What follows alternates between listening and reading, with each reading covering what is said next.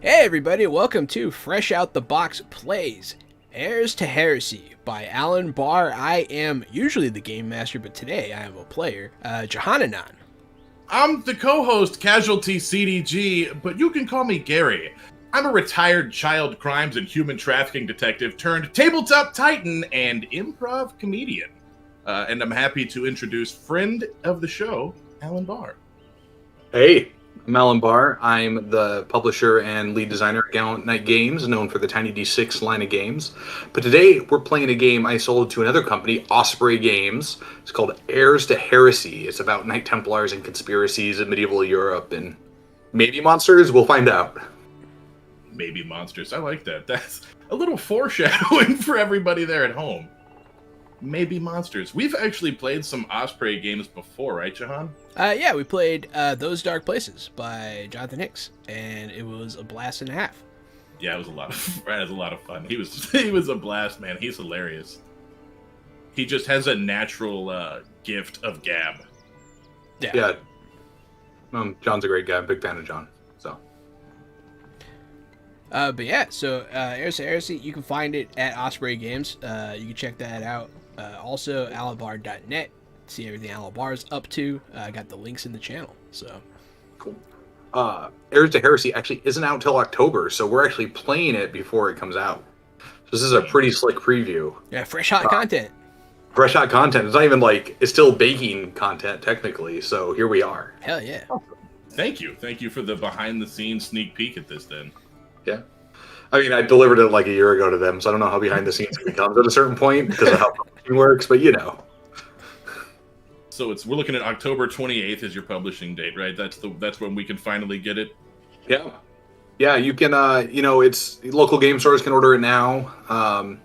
It's Osprey, so you can get it from Barnes & Nobles or bookstores that get Osprey books, basically, which is any bookstore, because Osprey is distributed by Bloomsdale, which one? One of the big five fiction publishers. I don't remember which one. Sorry, I should know that. But anyway, your bookstore, game store, Amazon, you can grab it wherever. Bloomsbury. Thank you. Yes, Wherever good times are had. Yeah. So I binged it, and then I couldn't find it, so I had to Google it. But I did try to bing it. well, subtle plug for being there. But yeah, so you can grab it, kind of wherever you want. But it's due out in October. And it's a role-playing game set in the 1300s of Europe, right at the fall of the Knights Templar. So famously, on Friday, October 13th, the Knights Templar were betrayed by the King of France, and their French headquarters, the Templar Chateau, was sacked. And common folklore, conspiracy theory, mumbo-jumbo-ness says that the Templar treasure vanished, and that 30 Templars survived, and they ferried the treasure away. So in this game, you play one of those 30 Templars. And the game is a toolbox with a bunch of dials designed to let you turn up how real the conspiracy is. Maybe it's gold. Maybe you're secretly carting King Solomon's library around. Maybe you have the Holy Grail. Who knows? But you got to get to safety with whatever treasure that is. So, Very cool. we're playing in a fantastical medieval Europe. Jahan, how bad do you want to have the Spear of Destiny? Ah, man, that'd be cool. Mm-hmm. They can call me the Christ Killer. Oh, no! That's not what you want to be called. Oh. Probably not as a Templar. It probably goes against some vows of faith in there. Hey, if not, then who would we be? We are going to resurrect. No Christianity without a dead Not Jesus. That's all I know. You know what? I'm going to just ride right past that. So, brief intro to the game. I'm going to walk our team through the basic mechanics so they know what they're doing. And then we'll get rolling right into the adventure. I'm going to run the intro adventure out of the book. So they'll be experiencing what is printed in the book as ran by me. I will get a lot of these rules wrong because, like I said, I turned in the game a year ago. I have written a few games since then. So I do not remember some of them anymore. I tried to refresh myself, but it's a big book to read, and I am really lazy. And that's an important side note, I think, for every game master, right? Is you don't need to know the rules. Yeah, you're probably playing a lot of games and reading a lot of games. It's okay to have the book. That's what the book's there for. No one expects you to know them all.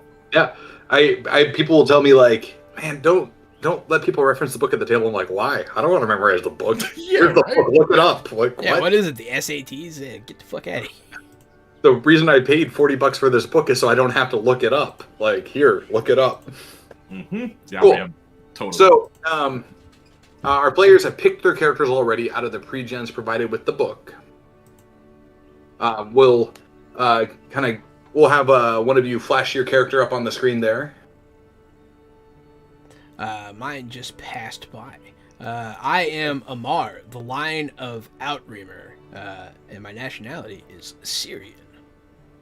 Do you have the image of my guy, Jahan? Yeah, it's up right now. Perfect. Yeah, I'm Christoph Erlson, and I'm Swedish. Cool. Swedish descent. So- Gary's the guy that looks like him, and then I'm the brown guy, because I'm a brown guy. You don't say. It's Jahan Gear. That's a brown name. Yeah. No, it does mean a lot to me to get to play a brown guy, so that's cool.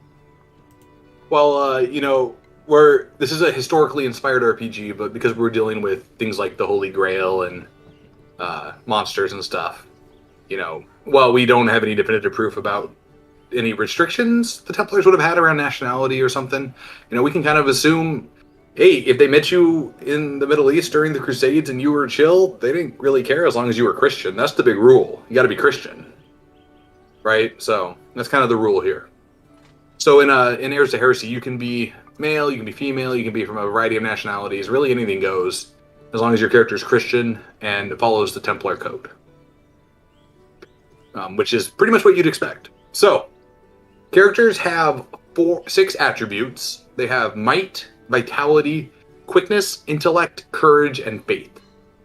And that's exactly what they sound like. They're kind of your overarching who you are stuff.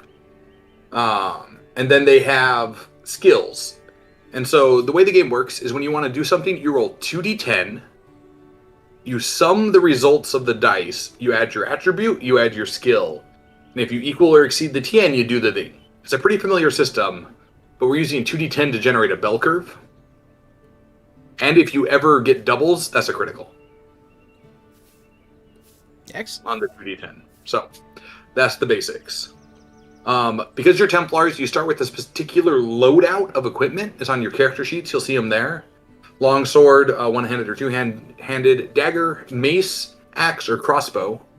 One thing this game does is when you roll a 1 on the damage dice, it has a kicker effect that makes your attack better. So instead of 1 being a really low thing, it actually can be better for you to roll a 1 sometimes. The most common kicker is going to be things like you ignore damage reduction, right? Yeah, I rolled a 1 for damage, but my dagger slipped through a chink in the guy's armor. So, the damage is getting in. So, we kind of try to mitigate some of that. Oh no, my damage dice were bad. And then each Templar has a chainmail and shield with their equipment. And these are the standard Templar loadouts. These are all the weapons you're going to be trained in as members of this knightly order. These are all the tools you are comfortable and familiar with. I'm loving the look of all the different damage die for the different weapons and how you use them. One of my favorite things about the Savage Worlds campaign, or that setting, that system rather, is using all the different dice. You bought all these die. Why are you only ever using a D20 or a D6? I love seeing this. It's awesome. Well, thanks. I played Savage Worlds for a lot years ago, and so I'm a big fan of the system. So while this isn't a Savage Worlds game, I definitely take a lot from the OSR style of gameplay, and I try to apply a lot of modern, more narrative tweaks to the game system. Very cool. So there's 2 other things you need to know. You can have advantage and disadvantage. When you have advantage, you roll 3d10 and keep the 2 you want. When you have disadvantage, you roll 3d10 and you keep the 2 that are worst for you. So that would be a failure or a critical. Right? So if you roll, it's whatever's worse. So if you would be successful either way and one would be a crit and one wouldn't, you take the one that's not a crit. If you'd have a failure versus a crit, you got to take the failure, etc. So it's pretty basic in that regard. Nothing that should kind of throw you off or anything. So when the game works, when you're making your character, there's two types of knights. Everybody's a knight. That's what you're going to be coming out of here. You're a Knight Templar. That's your option. You can be a dedicated knight or a versatile knight. And what that means for your character is a dedicated knight really focuses down on what they want to do and be. Right? That is a knight who is here to do the one thing a knight is supposed to do.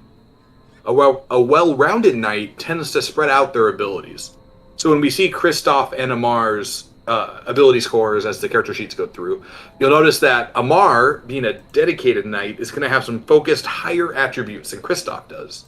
But Amar has some that are zeros, and Christoph actually has a bonus in every attribute. Right? And so that's the trade-off.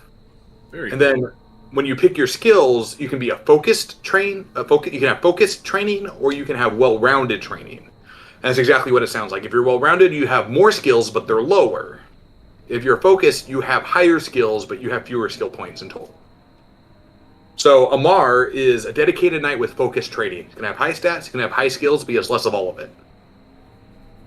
And Christoph is a versatile knight with well-rounded training, so he's going to have lower skills, but they're going to be spread out, and lower attributes, but they're going to be spread out. So between the two of them, they should be able to cover a lot of what comes up. We hope. Hopefully, yeah. So one thing the game does is we present a bunch of different dials you can turn to determine how real the Templar conspiracy is versus how mystical or Gnostic it is. So if viewers, if you've seen the movie Brotherhood of the Wolf, the French martial arts Knight Templar action movie, you can go for something like that, which is almost this medieval European martial arts movie where the knights have these kung fu style abilities similar to that you'd find in a wuxia film, versus you can go to straight like Kingdom of Heaven historical epic grittiness where there's no magic, like you don't even know if God's real, right? Like we're just in it. So there's all these dials to turn. And the game is designed to be ran in a campaign. So though we're doing a one-off, I want to talk through the different dials as a GM I would use when we set up the game. And I'm doing a lot of talking. So Gary, Jahan, if you have any questions or you have anything to say, hop on in on me here. Yeah. And we can talk through it because, I want people to know what we're going through here. Absolutely. I'm curious to know about the dials. I like things that let you set those kind of settings. Because sometimes you want to run low magic, We're big advocates of a session 0 here. We do session 0s live on stream before whatever campaign we're going to play, just so that we can all make sure that we're on the same page. And, we think it's important that every group should do that. Make sure you're comfortable, make sure you know what you're going to play. And so you explaining these dials to me is perfect. This is what we would be doing, is turning these dials at a session 0. It's a great place to start. So the first dial is the length of the journey. And what that is narratively, we decide where the Templars are trying to escape to when they leave on October 13th. So, we present 3 options. You can go to England, you can go to Portugal, or you can go to Malta, which is where the Knights Hospitaller are. And they represent a short to England, a medium journey to Portugal, or a long journey to Malta, because you got to cross the Mediterranean. And that represents how long the campaign's going to be. And what that impacts is your advancement, how quickly you advance. Gotcha. And how much you use the journey, resting, and travel rules in the game. Short journey, you just kind of don't worry about the travel rules, don't worry about rations, we're not going to deal with that, right? Long journey, that's part of the game, we're going to do that. And so by picking that, the GM is communicating the sub-game mechanics they're going to be using throughout the game. And then we pick the level of mysticism in the game. So there's everything from mundane to infused to mystical. And I might be getting some of these terms wrong. It's been about a year since I've remembered some of these, so I apologize. But basically, is it just straight historical? No magic, nothing. Is it infused? There's a little bit of magic, but the Templars can't get it. Or, it's not really something players access. It just exists in the background or around them. Or infused is like, I can summon demons, and I'm unlocking the 7 Gnostic mysteries of Abraham, so I can ascend to godhood. Oh, now we're talking. And so, again, the GM can turn those dials. We talk about how to pair them to the length of the journey, etc. And then we also go into, and that determines the enemies. In a mundane game, you're going to fight militia, soldiers, knights who might be hunting you, right? In a mystical game, that there's fairy queens, dragons. Yeah, like the woods of France and Germany are populated with like werewolves and shit, right? Like we're going in on it. So there's all these dials to turn. And we have a couple more dials. We have like, what treasure you pick for the Templars to leave with impacts the campaign, right? If I say you've left with the Library of King Solomon, well, shit, that matters, right? If I say you left with a bunch of gold, that kind of tells you the game we're playing here. That's pretty cool. So the GM section is less of a, here's a campaign, and more of, here's all the different dials you can turn to adjust the campaign to what you want it to be. And here are the sub-rule sets that unlocks inside the game. And those are all just guidelines. Obviously, if the GM's like, I just want to throw it all in a blender and go nuts, they can. That's totally legit. So that's kind of what we're talking about when we structure a campaign in Heirs to Heresy. Now, that sounds cool. What do you think the dials are going to be set at for this one? Or is that something we can discuss? Oh, no, we can totally discuss it. So let's assume we were going to play a campaign. For the intro session, which always takes place on Friday, October 13th, 1307, as the Templar Chateau is stormed. That's always the first session. You start with get the hell out of Paris. That's where we're going to start. So, you don't deal a lot with the dials in the first session because it's kind of a we got to escape kind of thing. That's cool. But if we were going to play the campaign as the GM, I would say, okay, I want the game to go around 12 sessions. That's going to be a short or medium. I'm going to err to medium because if I wanted to go longer, I want the wiggle room. Right? And so the campaign length dial is kind of the GM's job to resolve because they're the ones responsible for running the game. Right?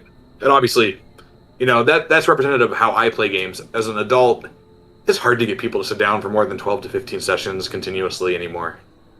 Like, even if they want to, it just doesn't happen. In the games that we run, generally we run them. We try to commit to about 20 weeks, but you're right. After about 15 weeks or so, it starts to you start to get an itch for these new systems because it's maybe not Shahan, and maybe I'm talking for myself, but there's just so much good crap out there. There's so many good systems out there that after I dedicate 15 weeks to something, I'm like, okay, maybe I want to look at some other characters and some different designs, some different systems. It's just hard to keep coming back to the same system. I totally understand.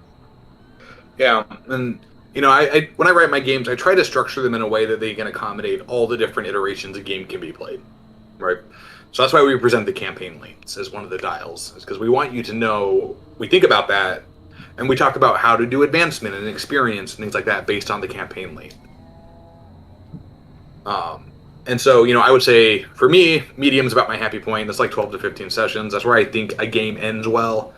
I tend to treat them like TV series. So I'd be like, if we really like it, we'll come back for season 2, right? Like, we'll renew the show for another season. Yeah, exactly. And then I would sit down with the players. I'd go, okay, how real do you want the conspiracy to be? Are we like Da Vinci Code, like the Templars spirited away the heir of Christ and like are hiding the bloodline of Christ? Or are we more like they might have some magic artifacts? Or are we just like, this is going to be a historical drama? Yeah, no. Hiding the heir of Christ sounds fun.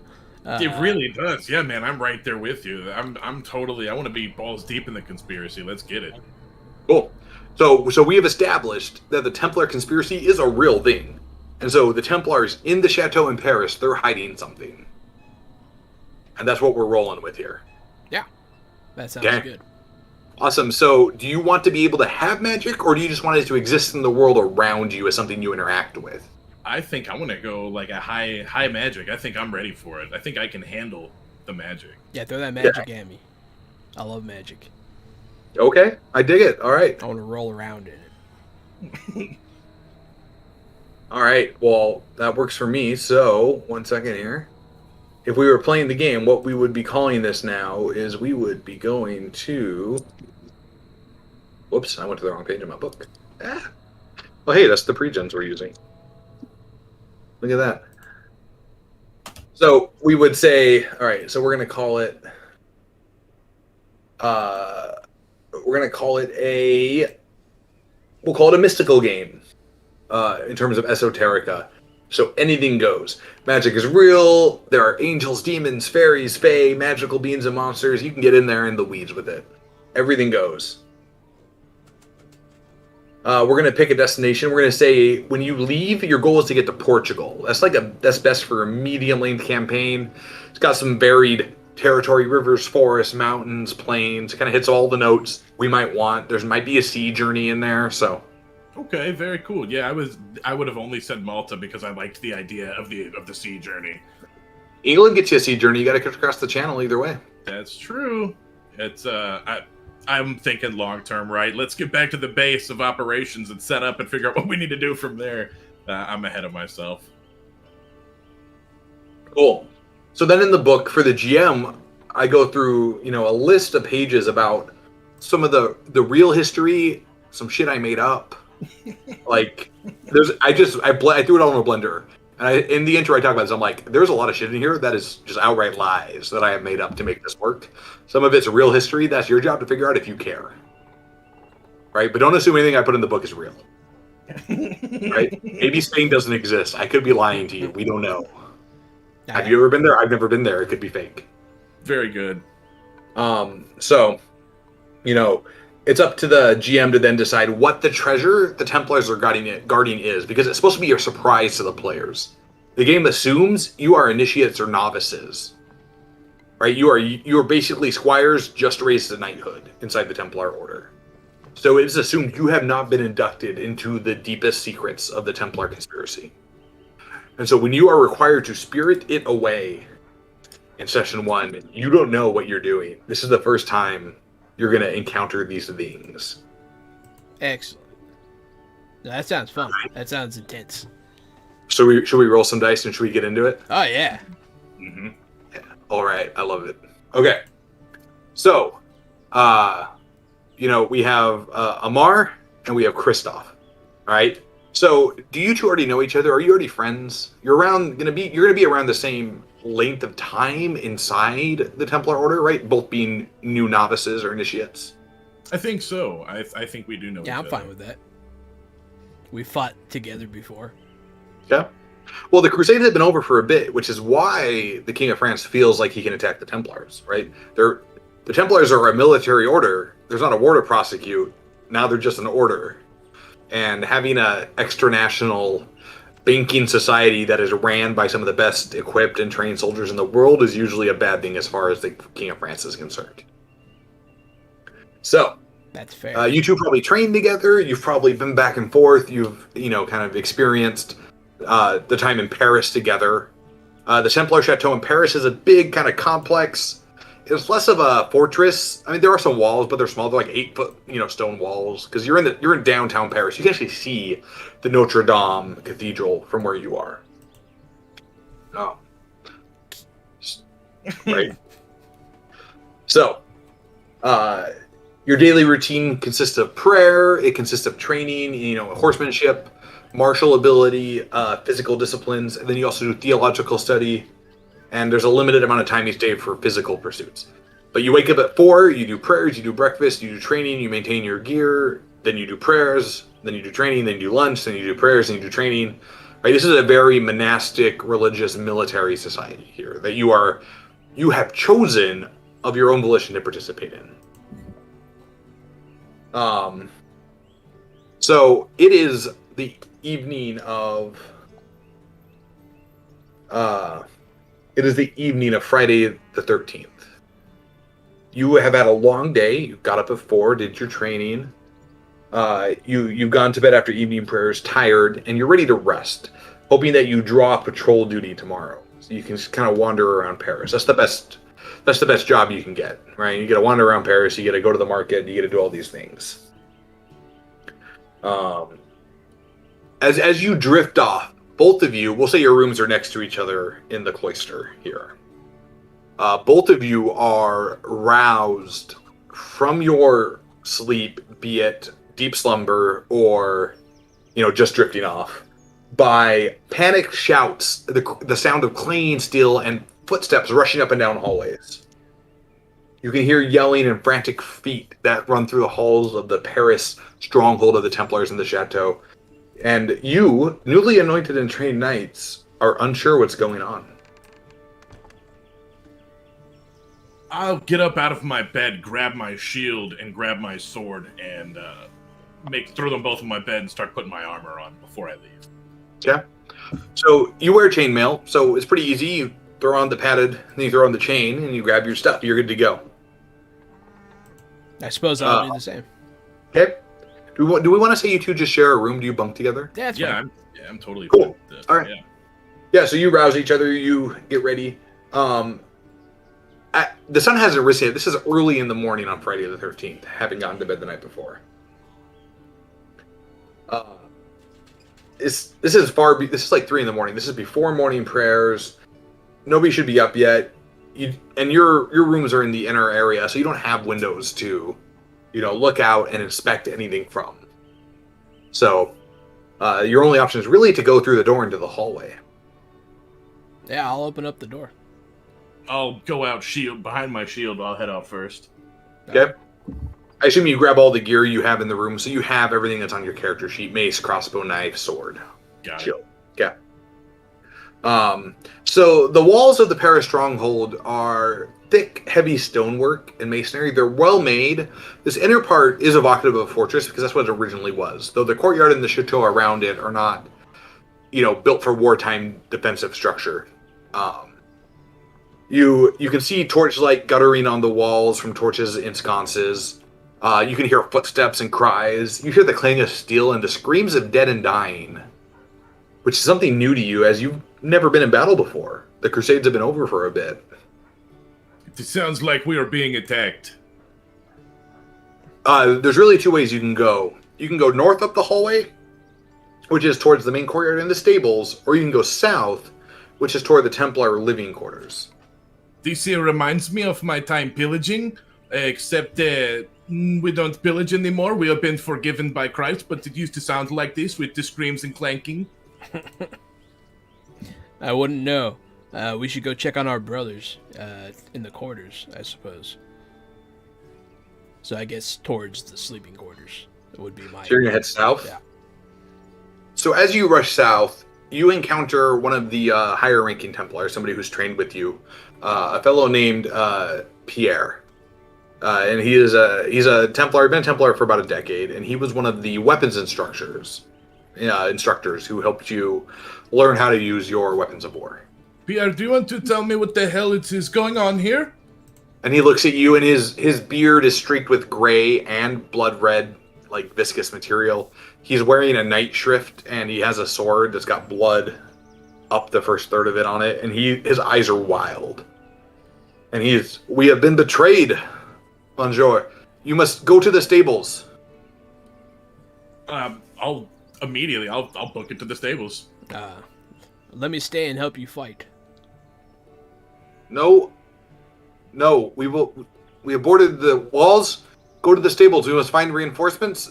You must find the Grand Master. Okay. Yeah, I'll follow Gary. Okay. So the 2 of you rush north past the hall. You rush past your rooms, and the hallway kind of curves around, right? Big stone castle wall. And you get to this wooden door that is stuck. It's been jammed shut. So this is the first test of the game. So one of you can try to break this door open. I'm going to try to cannonball bull rush straight through this door. Yep. That's a might athletics test. So this is a difficulty 15 test. So you're going to roll 2d10, you'll add your might, and you'll add your athletics. And if you get a 15 or higher, we're through the door. Very good. I rolled a 16, and then, of course, plus 3 is 19, but the 16 did it. Right. 19 altogether.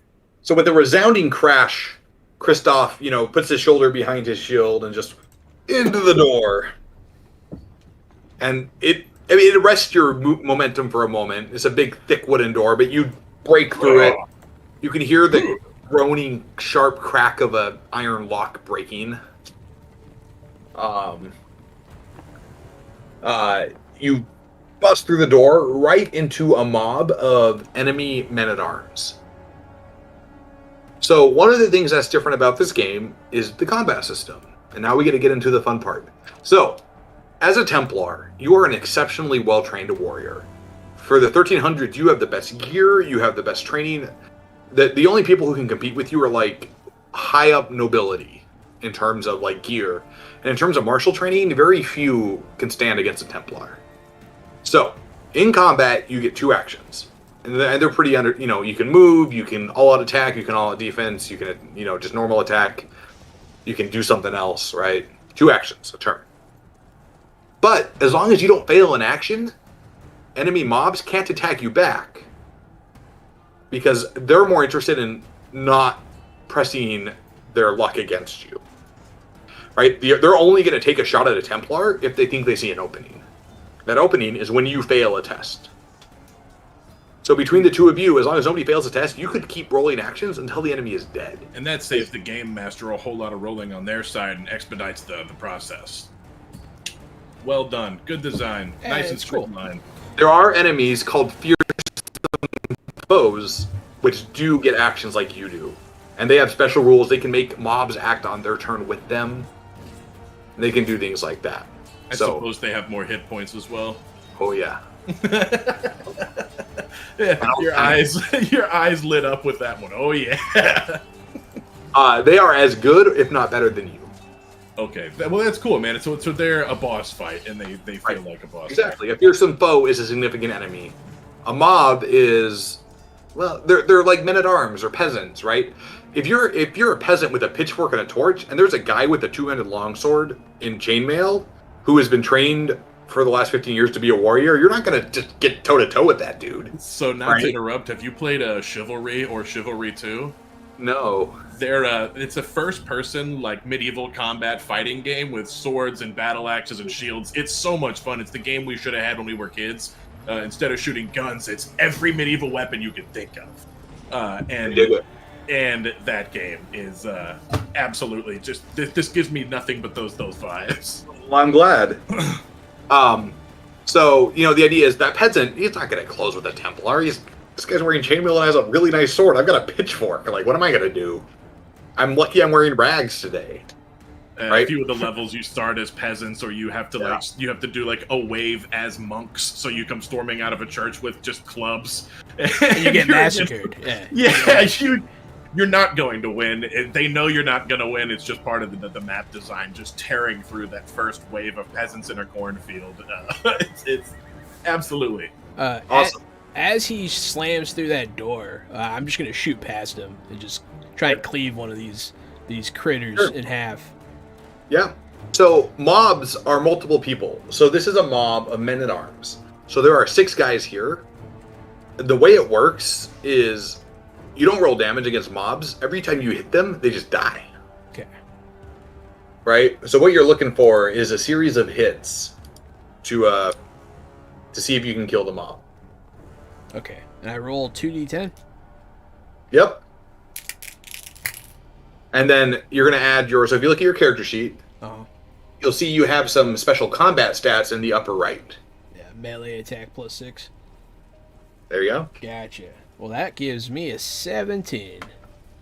Okay. So, the defense of a group of men-at-arms is 14, so you've now hit them. So now roll damage. 9. Alright, so they have armor of 3, which is damage reduction, so they're going to take 6 damage. So this is a mob of 24 dudes that you have barreled into, and you take 6 of them down. With like one swing, you just they just go down. These guys are wearing like padded armor. They have cheap spears and like tin helmets. Like these guys are like the cheap rank and file militia, right? So you have a second action. What do you want to do, Amar? Oh, I'll swing again. I'll just thresh and weed over here. Right. That is a 13 that time. 13 is below their score, which means they get to trigger an action now because you failed. Yeah. If you had been successful, you could have just chosen who followed you up, and that would have been Gary. Yeah. So the game uses a default of popcorn initiative, where you get to pick who follows you up. Cool. And at the end of the turn, they basically queued actions. So if you'd failed twice, you would have rolled twice, failed twice. They would take 2 actions, and then you get to pick who follows you up. Gotcha. Right, so they queue their responses until you're done, basically. So, there's a different initiative system if you're fighting fearsome foes, and we'll get into that when you meet one. If No, I didn't say if. I said when. All right. So they're going to attack you. So I'm going to roll some dice here. Yo. We'll see how we do. What is your defense? 15. 15. That's respectable. They did hit you, though, because there are still 18 of them trying to get in there with their spears. They are pressed. They saw you overextend on your second swing through, and they're like, oh, we can get him. Get him. And they come in with their cheap spears. They're going to hit you. They're going to do 1d10 damage to you. Yeah. Yeah. So, I'm going to roll. 1 second here. Get my digital roller going. Oh, I only rolled a 4. So what is your damage reduction? My damage reduction without my shields is 5. What is it with your shield? 7. Okay. Do you have your shield out? No, I'm two-handing my sword. Okay. Well, they only did 4 damage. Your reduction is 5, so their spears get caught on your chainmail and you are protected. So one of the things that happens here is every one of you have what's called a... Oh, and they're not on their pre-gens. Oh, shoot. Well, good to know. I didn't realize that. You have a crippling blow threshold, which is your courage plus your faith. And if you take more damage in one turn than that number, you have to check a condition. And there are 4 conditions. There is stunned, where you lose your next action. There's bleeding, where you take 2 damage at the start of your turn. There is broken limb, where it takes 2 actions to move. And then there's dying. Oh, shit. So you can have a bunch of hit points, but if you've taken 4 crippling blows, you have to check the dying box. Yeah. Right? So hit points and crippling blows are sort of this nebulous, they represent combat momentum, whereas the conditions represent where you stand in the terms of combat. That's cool. We've always used, like in our old D&D campaigns, like the homebrew rule of taking more than half of your health damage and rolling on a critical injury chart.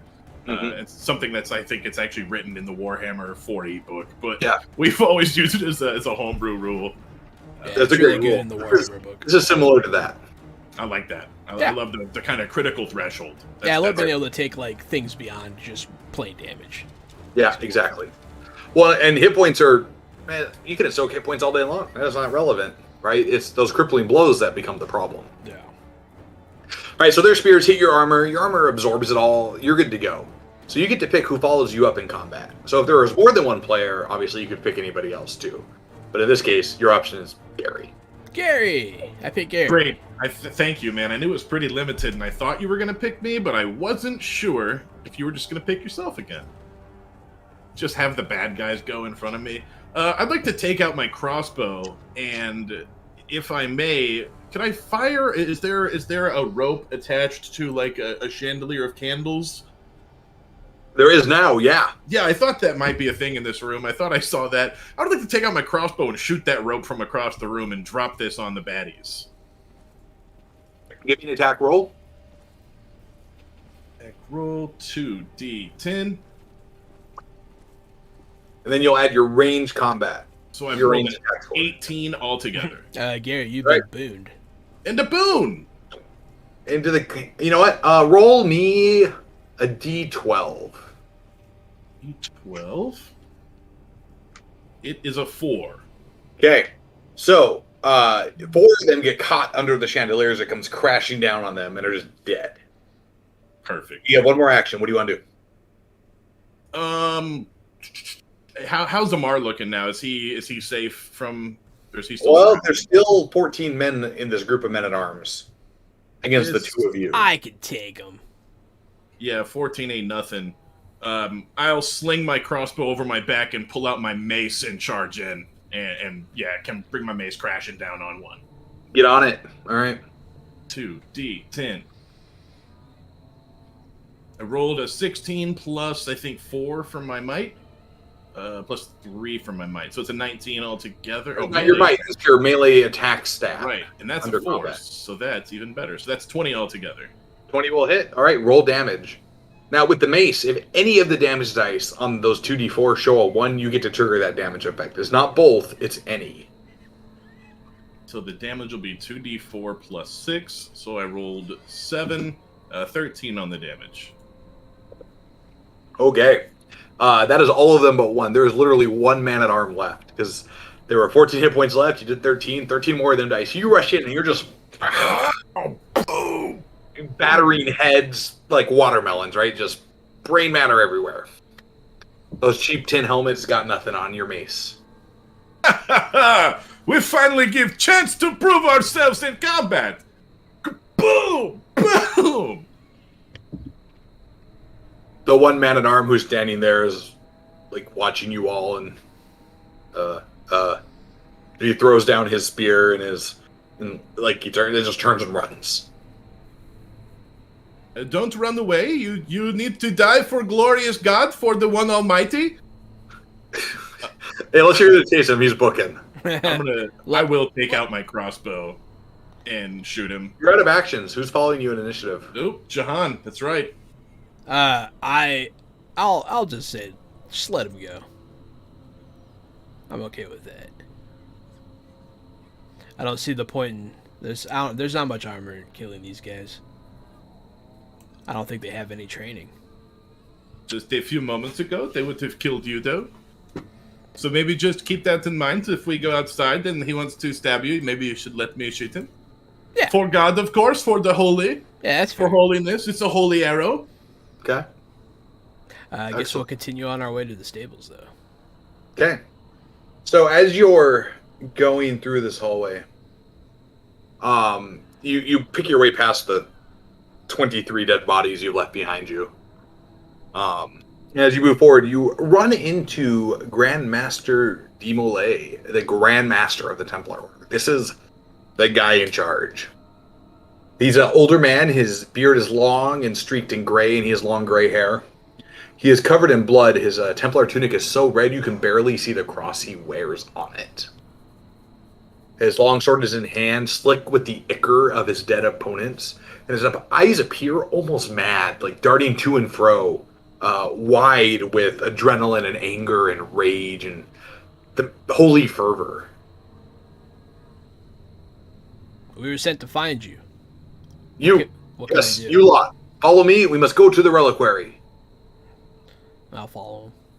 You know, Yeah, I've just- never been to the reliquary before. They one time I broke a valuable vase and they never let me go into the reliquary, so I'm very excited. He rushes, through some hallways, and you follow him as best you can. And as you go, you see Knights Templar engaged in battle. Most of them wearing their night shrifts or kind of haphazardly armored up, fighting with soldiers and knights who are wearing the livery of King Philip IV of France.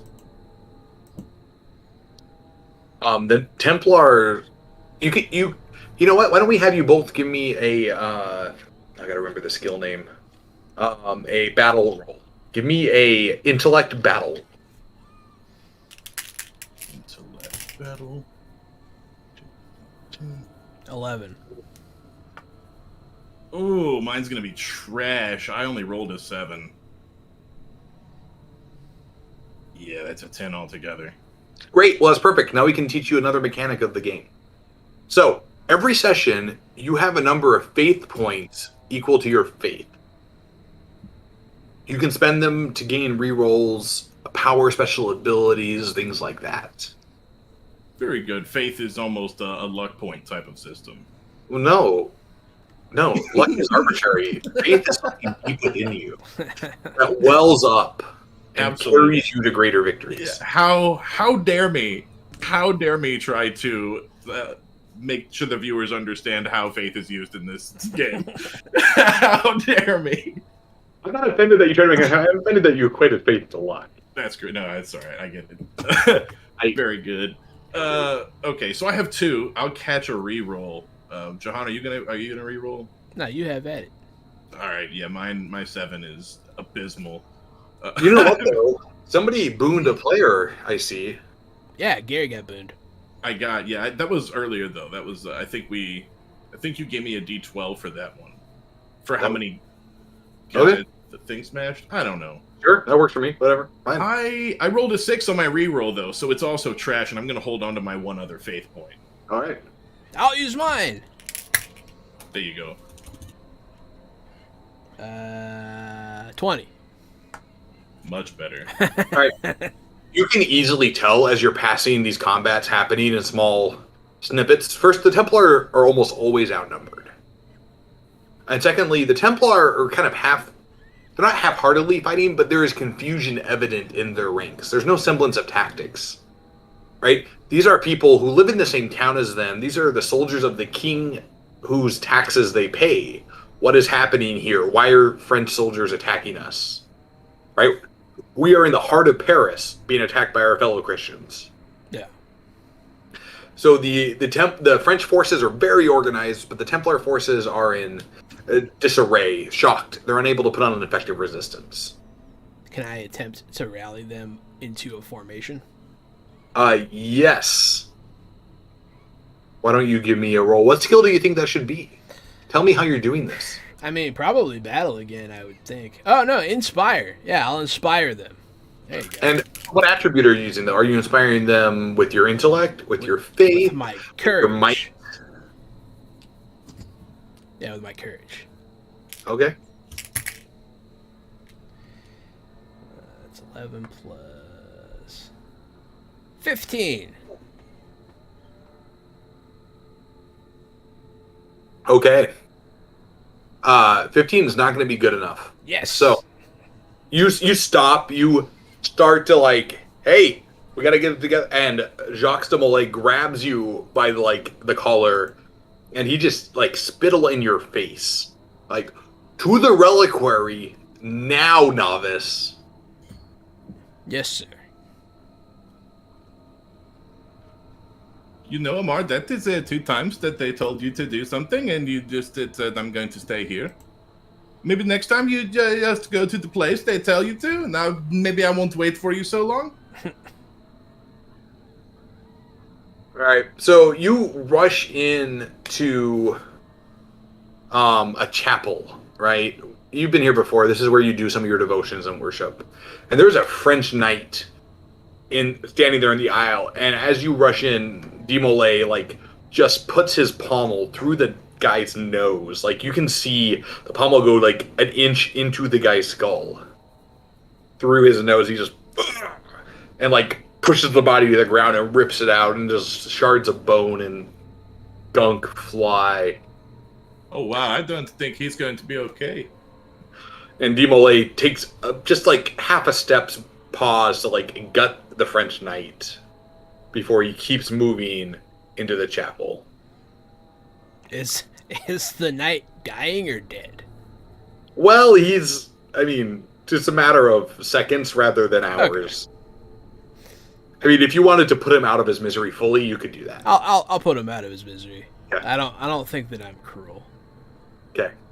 So, No, you just let God in their suffering whenever he wants. Maybe it's just a nick in the artery, and he thinks they should suffer and bleed out, or maybe it's just a quick death. That's up to him, though. Aren't we in the hands of God? It's once the crossbow leaves my crossbow, once the bolt flies, that is in God's hand. You do. Stop talking. Guard that entrance while I find the key. We have to get into the reliquary. Yes, sir. And you turn and you see 2 French knights approaching the door with their swords and shields out. So, these 2 French knights. Yeah, Templar scum. We will gut you like the pigs you are. We are going to kill you, Templar scum.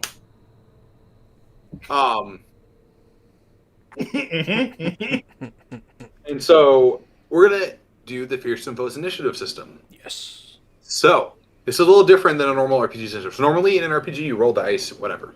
That's not how it works here. I have a number of tokens in my hands equal to the number of Fearsome Foes and the number of players. I'm gonna add blind randomness, draw 1 token. And if it is a Templar token, a Templar character gets to act. Is a Fearsome Foe token, a Fearsome Foe gets to act. Yeah, that's cool. And you get to choose who it is. So if I draw a Templar token, either one of you can go. But once you've gone, you've been given a token, and you can't go again until all the tokens have been spent. Does that make sense? Yeah. Okay. That is different. Some Fearsome Foes some fearsome foes, like these knights, have a special rule where they add an extra token to the bag. Mm-hmm. So their tokens actually outnumber yours. Just out of curiosity, does initiative change every turn? Do all the tokens go back in the bag and get drawn back out? All the tokens go back into the bag when every token has been taken out of the bag. Very cool. Okay, so yeah, so they could get 2 turns in a row, or yeah, perfect. I love that. Capricious Nature says that's these awesome. 2 knights are commanders, which means when they draw a token, they get to have a mob activate with them. Oh no! And you see 2 mobs of men-at-arms behind them. Are we ready? Oh yeah! Oh, I'm so ready. Okay. So I am holding one of these hands up.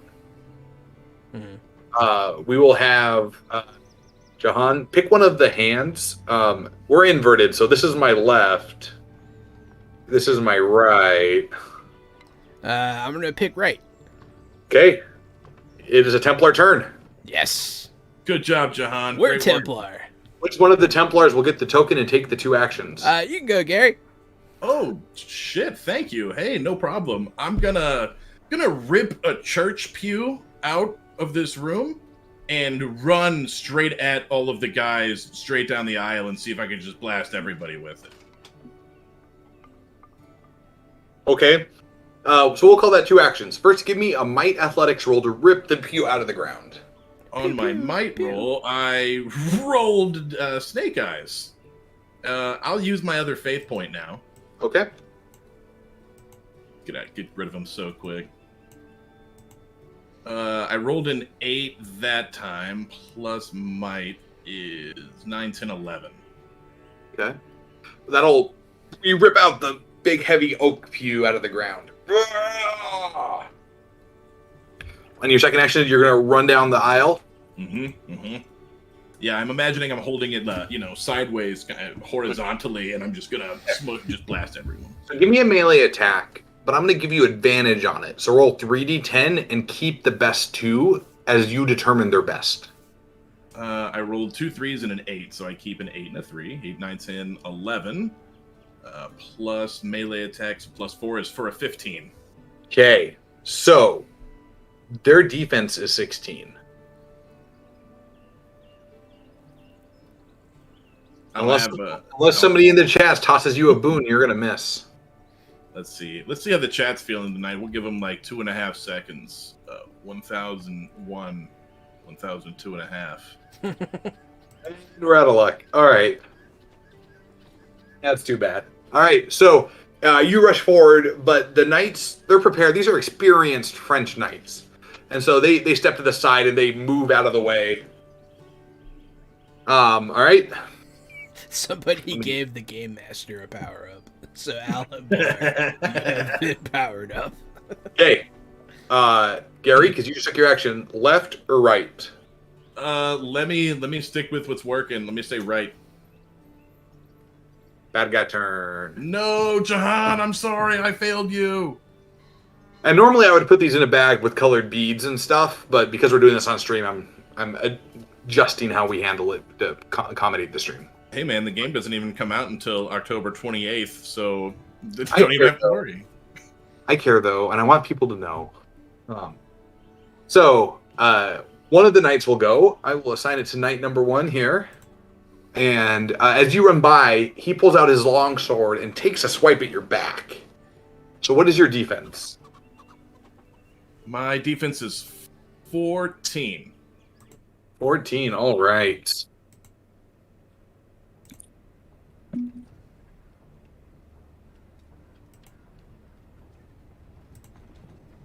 Ooh, I think he missed you. Come on. That's what I'm talking He did, by 1. Mm-hmm.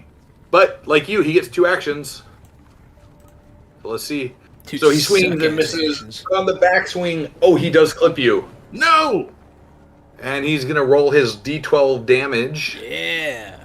For a total of 16 damage. Oh, Yeah. dip. So what is your armor? My armor is... My defense is 14, my damage reduction is 7. But you're not using your shield, so your damage reduction is only 5. That's right, because I have the pew. Okay. So you will take 11 damage. How many hit points do you have?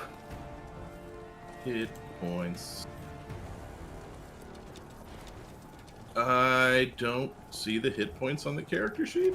Oh, you're right. You know what? They are not there because they are on the second portion of the sheet. Oh. And I sent you the art version of the sheet. Hang on. It is cool. So, your hit points look like... I'm doing the math real fast. You have 18 hit points. Got it. 18 altogether? Yeah. Oh boy, that's gonna hurt. That's Also, good. your crippling blow threshold is 4? 4. Yeah, that's right. 4. More than that. It's quite a bit more than 4. It's true, but you still only have to check one condition. So, you can check stunned, bleeding, broken limb, or dying. I'm gonna check stun. Okay. So at the start of your turn, you will lose one of your 2 actions, and then you get to uncheck stun. Stun is the only condition you can check twice. If you check it twice, you fall unconscious. Okay. Snap. Alright, we have 2 bad guy tokens and 1 Templar token left in the bag.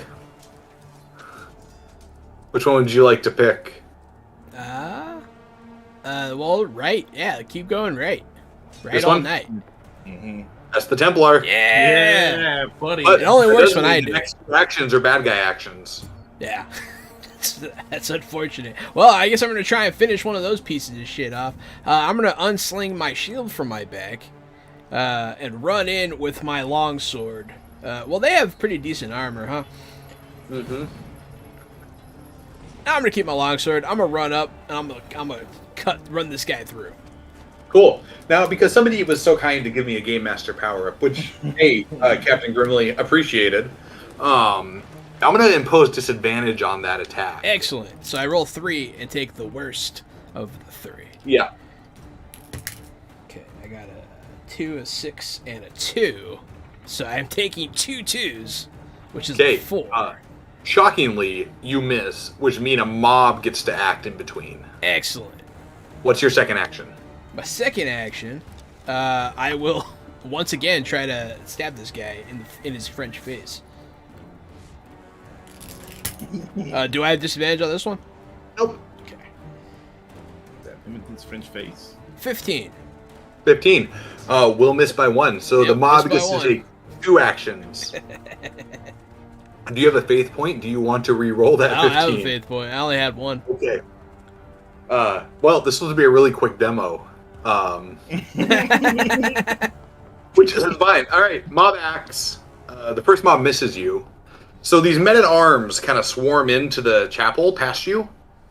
You're trying to hold the door, right? Big double door. You're trying to lock it down, but unfortunately, between Christoph's failed barricade attempt with the pew and your fruitless swings, you've opened up the space, and so these about 50 men-at-arms swarm into the room.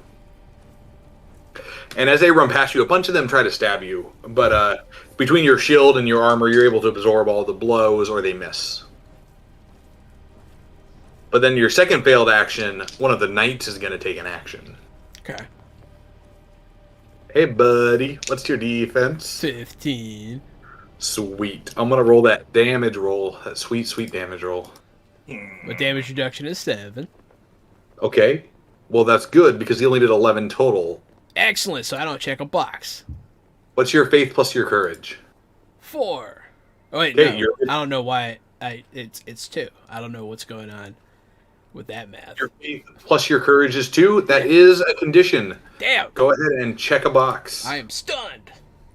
Okay. So on your next turn, you will each lose 1 action. And how much hit points did I take there? Just 4. 4. And is my HP also 18? What is your might plus your vitality plus your 6, faith? 7. 17. Nice. So 18 to 17. Difference of 1. Yep. All right. In the book, the way the pregens are set up, there's a picture and there's the front page. Then the back page with the health calculations is like a page down. So when I sent you the snippets, I neglected to include the health calculation page. My bad. It happens. My HP also. But okay. So, 2 bad guy rounds of actions next. Exactly what we needed. We I probably should have been like, there's not 4 players here. Maybe I should only have 1 Frenchman. But hey, you did so well in the first fight. I was like, oh, they'll be fine. Clearly, I balanced this game super well. That was apparently also a lie. So, first attack. One of the knights takes a swing at Christoph. Christoph, what is your defense? It doesn't matter. You're going to get hit. What is your defense? It doesn't matter. I rolled a 25. Well, a 25 it's a 14, and I have a 25 barely hits me, and I have 7 damage reduction. I only do 7 damage. Okay, well, 7 damage reduction. We're good. We'll call it even then. Okay, cool. But he gets a second action, which he pulls his sword back and cuts the other way, and just whiffs with double ones. Critical fumble. Perfect. I will, because he critically fumbled, this isn't in the game, but it seems fun, I'm going to give you a bonus action. Go nuts. Yes, I was thinking that does seem fun. All right, cool. Same page. 2d10. Here we go. I'm actually still holding the pew. I'm going to hit him with the pew, like a big overhead smash. Mm-hmm. And I have rolled a 6, which means plus all my business does not hit him. Well, hang on. A pew is a pretty big thing to be swinging around. So I feel like you get advantage on that attack. Okay, I'll take another d10. You're not going to catch an argument out of me, sir. So that's a 7 and a 4 for an 11. Plus 4 again for a 15 again. I've been so close. I've been down this road before, so my close. friend. I'm looking at their stats. Hang on. No, that'll hit this guy. Okay, all right. So, you know what? Give me a 2d10 damage roll, because it's a big, heavy oak pew. 2d10. It's a resounding 5. Did you roll a 1? I did. Okay. Well, 1 makes you ignore damage reduction. Uh-huh. So, Yes, you 4 to take 1. big old pew, you pull it back, and you just boom.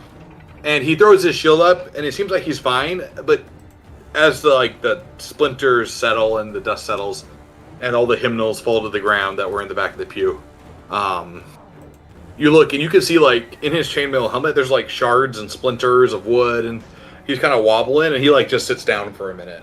Clearly, you've just rung his bell. The other knight is going to take his 2 actions. He's going to take a swing at Amar. What I meant was he is going to wave his sword around angrily at you in a vaguely threatening manner. And then he's going to stab you. Oh, then he's going to stab me. Okay. Yeah. He was just being a tease. I got you. Yeah, apparently. He roll his... He'll do a total of 8 damage. You're only going to take 1. 1? That's the best amount I've taken today. Yeah, so he thrusts forward with his sword, and it catches your shield, and though it nicks you a little bit, it's just like a cut along the forearm, right? 'Tis but a scratch. Exactly. So, we're going to put all of the tokens back in the bag. There's a chance they all get to go again. There's a small There's chance. a chance that all 3 of the enemy tokens can come out first. That's true. There's a small chance that they could all go again before. Oh, I guess we'll see how this goes. Oh no. It's not a very high chance mathematically, but there is a chance. Gary. Right all night. Son of a bitch! It looks like Sorry. you're a lefty, Gary. I'm not even going to do it. As soon as I switch to left, it's going to be in the right. Oh, yeah, then I'm going to laugh so hard. No, I'm not switching off a right, baby. Right all night. The one whose bell you rung, staggers to his feet, and he looks pissed. He takes his shield, he throws it on the ground, he grabs his longsword in 2 hands, over the head, and he just rushes you. Now, there is an action you can take reflexively called all-out defense if you want. Yes, this seems like the appropriate time to do that. Yeah. What that does is that takes your defense and it adds your might to it again. Wait, nope, sorry, it gives him disadvantage. I apologize. No So it'll make him roll with disadvantage. Which means he misses. Perfect.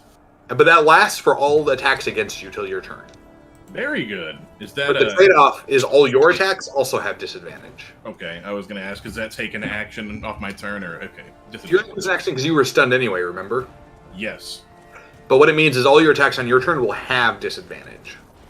But since you only got one anyways, not that big a deal. Right. That's right. And his second attack also misses.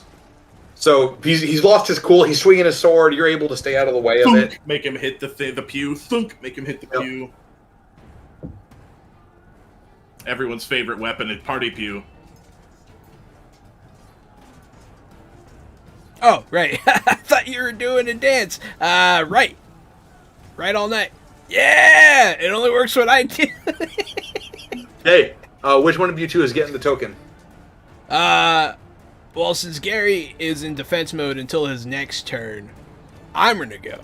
I feel like that makes sense. So I'm gonna run up. I'm gonna stab this. You're catching the tactics. I like it. I can see the wheels turning. Yeah, there are some pretty if you interesting don't give him a tactics. token, the all-out defense lasts a little longer. Yeah. I do. That's an interesting thing to be able to do for sure. I'm gonna stab. I guess I'll stab the guy that hasn't gone yet. The French. Okay, I like it. I'm gonna stab that guy. Give me an attack roll. Now you can all-out attack if you want, which gives you advantage in all your attacks. Oh yeah, I'll do that. Okay, but all attacks against you until your next turn are going to get advantage. Oh, that's fine. Okay. I walk with the power of the Lord, so, you know. Through him, all things are possible. 9 plus that's a 15, which I know is not a hit. Yep, not this time. But I'll attack him again, though. All right, with advantage, roll. Advantage. 19. That'll do it. Roll that Finally. damage. Finally.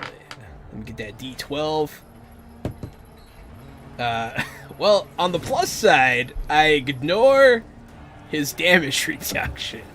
Okay. I stab That's a him for crippling 1. blow. Huh? That's going to be a crippling blow on him. Oh, good. I am going to check broken limb. So what happens is, as you're fighting him, you rush in, you exchange some blows, and you catch him on the backswing, and you shatter his arm. And he's forced to drop his shield. Yes, that's good. I like that. Alright. And if he tries to move between zones, that's going to take him 2 actions rather than 1. Alright. Hang on, let me grab these tokens here. This might be my favorite part. Right all night, baby. Are you sure you don't want to go left? No, I'm positive. You really? Oh yeah, we're going right. Yeah, finally! Well, I don't know why you're celebrating. They still have 2 tokens, and you're out. That's true. That's right. I'm just gonna defense on my turn. Your action is I go all out defense. Yep, that's exactly right.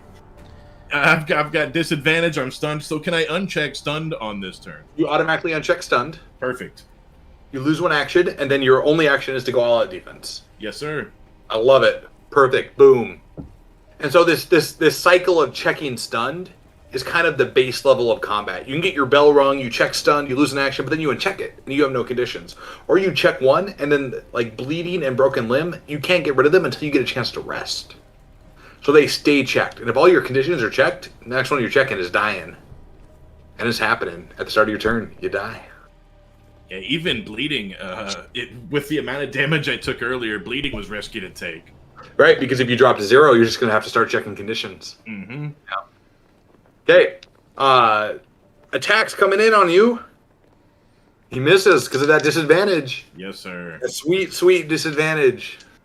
Both his attacks miss. He just can't penetrate your shield wall of defense. Like your Viking ancestors. Like your Viking ancestors. You have formed an impenetrable shield wall. But the mobs are going to go now. Here they come. All the mobs. Nope. You can hear rustling up from the front of the chapel where Grandmaster de Molay is. He has pulled a key ring out of his, and he is like turning keys in the not the pew, the podium, the Altar? altar, I guess. Yeah. The pulpit? Pulpit, thank you. Ooh. That's what I'm looking for. Like, it's a P word, and it's not pedestal. I kept wanting to say pedestal, and I'm like, that's the wrong word. The pulpit. Thank you. And all of a sudden, the pulpit, like, moves to the side, like a... And a staircase going down, and he looks at you two. Hurry up and finish them. We must get to the reliquary, and he heads down the stairs. that were under the pulpit. In a secret chamber. Just like Zelda. I'm gonna make you roll for this. It would be really easy to defend the stairs. Okay. Cool. Yeah, no, we should fall back there. That's way better. Cool. Speaking of falling back. Ride all night! Ride all night! Ride all night! My man! My man! Okay. Which Templar is getting the tokens? He's in all-out defense, so I'll run back to the stairs. Okay. And I'll... One action. Yeah. You have two. Well, there's not going to be anyone to attack over there. But you could stand at the stairs and all-out defense. I could. I'll do that. You. I'll do that. Do you see how this starts to... All right. I'll go stand back there, all-out defense. I'll get ready to cover my buddy. Cool. Well, there's actually a guard action you can take that when he takes a hit, it goes to you instead, as long as he's in the same zone as you. You want to do that? Yeah, sure. He's perfect. very hurt. That's fair.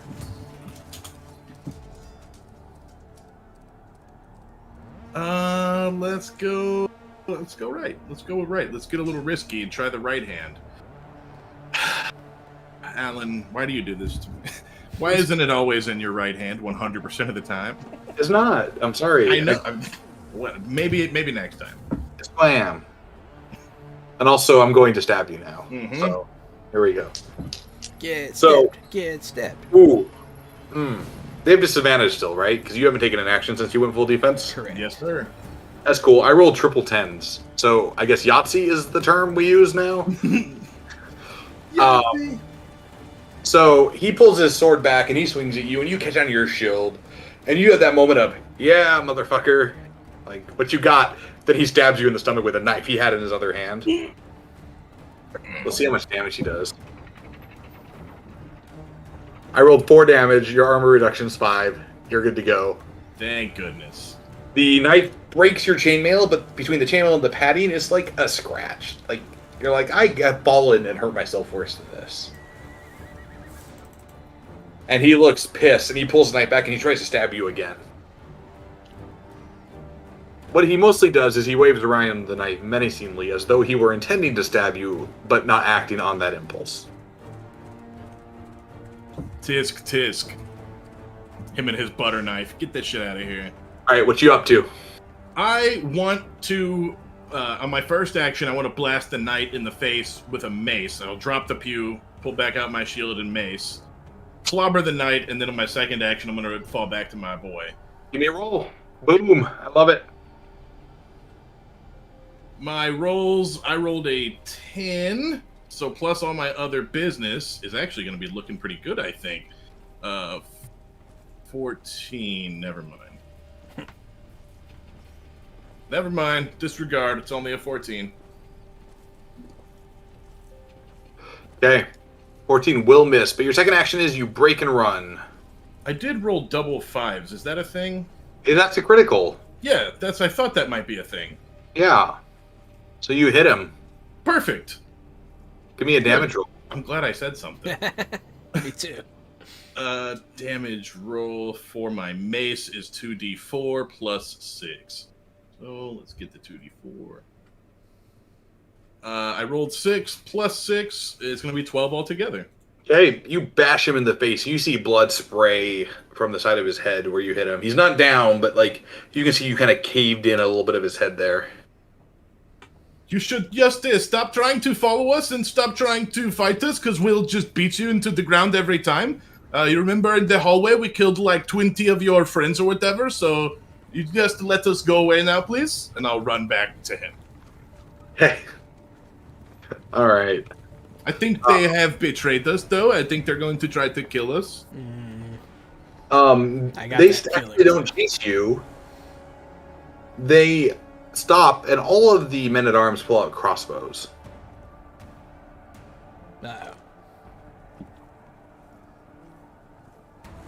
And they're going to start shooting crossbows at you. I'm going to roll these dice here.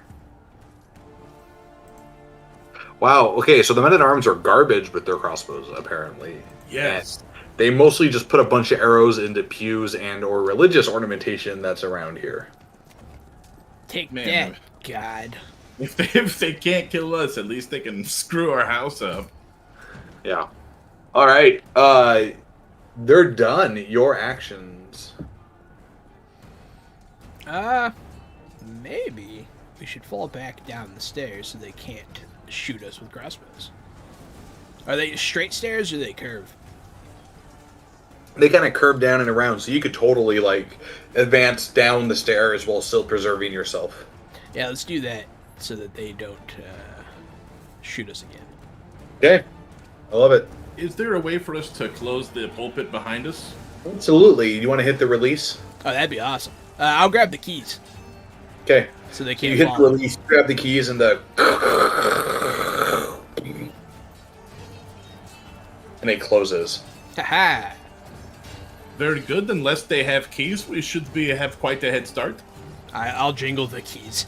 I think we're good. You never know. Maybe they have a set of their own. That would be something. Yeah, let's hurry up. Okay. So you rush down and you find Demole standing at the bottom of the flight of the stairs in a small room. This room is teeming with bags of coins, treasure chests with gold and jewelry, papers, riches everywhere you can see. He's limping. He appears to have broken his leg. But he quickly grabs a chest, one that is wrapped in thick iron chains and padlocked shut. And he shoves it at you. He shoves it at Kristoff. Kristoff being the big one who looks like he can carry something. Yeah. You must take this to Portugal. Take this to Lisbon, to our chapter house there. The King of Portugal is an ally. He will aid you. King Philip has betrayed us, and the future of our order is in jeopardy. Go. I'm unable to follow with my leg, and the fate of the Templar Order rests on your shoulders now. I can't fix his leg, can I? What? I can't fix his leg, can I? You don't think so? This seems like a narrative injury that the GM will prohibit you from attempting to fix. Gotcha. Maybe if I could just ask you a question real quick. What is inside this box that is all chained up? You don't have time for that. The French are coming, and you can hear the altar being moved. Oh, well, Are we, Go. let's get He going. are He we grabs his forbidden from opening the box, or can we open it on our way if we get curious? He grabs a torch and shoves it at Amar. Get your friend out of here. There's no time. Let's go. Even an old man can hold a stairwell against 3 French knights. As we're running down the hallway, and be like, he didn't say not to open the box, though. You heard me ask him, and he didn't say if we could or could not. That's a good point.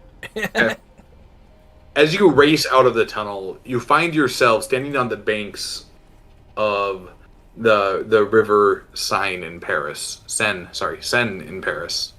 And you can see the cathedral in the distance, and you can hear the flames of the burning Paris stronghold behind you, and you can smell them even in the distance. And the sun is just starting to rise over the horizon. And you know you'll have to get this chest out of Paris. And that's where we'll end it. Boom. Damn, girl. Boom. Man, I was ready to start rowing, too. Yeah, so there's a couple options. Like, you could hire a riverboat, you could try to sneak through a gate, you could steal some horses, make a break for it. There's a lot of options. Yeah, no, that was fun. That combat's pretty intense and brutal. Yeah. That's Yeah, good. I'd like to see some of the, some more of the combat in motion. It seems like I'd like to see kind of the health more, how that plays back and forth, just because it's a one shot, right? And in a one shot, you don't get a big scoop of everything. No. But what we got, I loved. I really liked the 4 different conditions. Well, 4.5 since you can take stun twice. Right. I like the different conditions, kind of simulating that you've had your bell rung. Right. That's good. It's good what you've done there. That little almost overshield of sorts. Yeah, I wanted it to feel almost like a classic adventure game. Right? Like the early OSR stuff from the 70s and 80s, that classic adventuring style. But then I wanted to roll in a lot of that. And what I love about modern gaming so much is the narrative kind of guide rails, a lot of the mechanics put in place. Right? Like, I love rulings over rules, but I also love rules that tell me how to make rulings. Yeah. right? Subtly or overtly. And so I tried to roll a lot of that in here when I was doing that. Right, and I tried to make it so like these rules were so flexible. You could be like, they missed. You know what? When players miss, enemies get actions. Enemy crit fumbled. Let's give a player an action. That seems like a reasonable even though it's not in the rules. That's a reasonable way to extend the rule set at your table because the game already says that's okay. Yeah, the combat setting, the combat is good. I like the combat a lot. The weapon dice, I talked about it earlier. As soon as I saw it, I told you I liked all the different dice options. I still do. I still really like that about the combat. Getting to use your entire collection. You know, all these years you spend buying the D20 kit, and you have all these extra D4s, D10s, and 12s that sit around and don't get any love unless you're playing a barbarian. So it's good to get to use them. That is explicitly why the longsword is a D12. I was like, it is happening. The primary weapon is going to be a D12. That Perfect. Is what we're doing. Yeah. No, I like that they do extra the things. The reason this game got made. I like that you can like take people's defense down with the mace. Cool stuff like that. I do like those touches. There's a lot of tactics in choosing which weapon you want to swing with, right? You fight somebody who's heavily armored, that mace or that axe, those are the choices you want because they're going to reduce their reduction long term. Yeah. Right? Fighting a bunch of like unarmored guys, men at arms, get the thing that does the most damage and just roll with it. You know, and there are other weapons you can get that aren't on that character sheet built in. Yeah, this game seems really good for. I don't like the term, but it's the term everyone's using. It looks like a good game for hacking. It looks like you could really easily lay a skin over this, and I just imagine I want a chainsaw sword, and I don't think it would take a whole lot of creativity to put a chainsaw sword in this game. No, 2d4, every one you roll rolls an extra d4 damage. Boom, done. Yeah, see, perfect. And this game seems really easy to kind of add and balance and tweak that way. What do you have in this game as far as, I see that there's advancement points kind of at the top right of the character sheet. What do you have? Do you have anything in like the way of passive abilities or spell things? Yeah, so the way advancement actually works, and I'm super proud of this, is every time you roll a critical, you get an advancement point. Oh, that's cool. But you're limited in advancement by your faith or your intellect, whichever is higher. You can't advance far. You can't get more points per session than that. Okay. Very cool. And then you spend them on things. So there's a couple ways to spend them. So one of my favorite ways to spend them is you can... The game has a structure of... Because it's built around the Templars fleeing Paris, right? And so one of the core structures of the game is this idea of, as you travel, you generate pursuit points. Because the forces of the French, or these mystical forces, they're pursuing you. They are out to get you and find you. So, every session, when you stop to rest, based on where you are, be it a wilderness or a town, you roll a d6, and the Templars accumulate pursuit points. If they generate too many, enemies show up. That's cool. So there's always there's this mechanic that forces the GM to dog them with enemies. I like it. And there's a difference between dangerous locations and safe locations when the Templars rest. And so when they rest, each Templar gets to pick an action. So like if you're in the wilderness, you can conceal your trail. That lowers your pursuit points by 1. You can pray. That gives you a faith point back. That's how you get faith points back.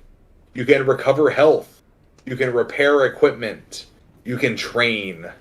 Right? If you rest in town, you can take different actions like gossip or improve. The improve action is how you spend your fate point, your advancement points. And it tells you what the math is for that. Yeah, those are cool downtime actions for sure. And every time you rest, huh? Yeah, and they're different. So if you rest in town, you can improve and you can gossip. Right? But if you don't rest in town, you can't do either of those things. Yeah. And so there's this pursuit point mechanic that forces you to consider, we want to rest in town because that's better for us as a group, but the chances of an enemy finding us in town are a lot higher. It's a different dice roll. that concept of pursuit points that's a good tool to use in any system. That's just a great homebrew piece right there. I've never heard that. I've never heard of anybody using that. And I've had campaigns that are like, get to the next spot, you know what I mean? The adventure is pushing and you never have a chance to stop.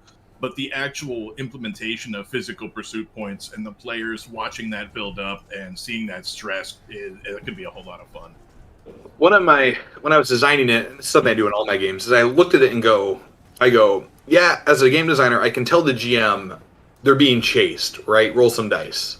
But what I really want is a rule that allows both the players and the GM to impact it, right? Yeah. It shouldn't be the GM roll a d10 and on a 1 or 2 an enemy shows up, right? Mm-hmm. It should be players, you can reduce this chance. Players, you can increase this chance. Mm-hmm. GM, here are the things that happen, right? Yeah, again, and that goes to the point where you could do things like if they fail a charisma check in the bar or they start a fight, then their pursuit points go up because they're causing a scene. And so it's a really cool mechanic. I really like that. Yeah, I like it. The more tools I give you to play with, the more you can adjust the game to fit what you want at your table. And just simply looking at tabletop books, and I'm sure it happens to you too, but for us, whenever we're looking through these books, just reading a rule like that can inspire you to write an entire like adventure or two. Yeah, like, just something triggers in your brain when you hear that, and even the rules, those are very cool. I generally don't like running my own games because they feel like work, right? I spend a lot of time writing them. I spend a lot of time dealing with them. So when they ship out and they're done, the last thing I want to do is revisit that because it feels like work, right?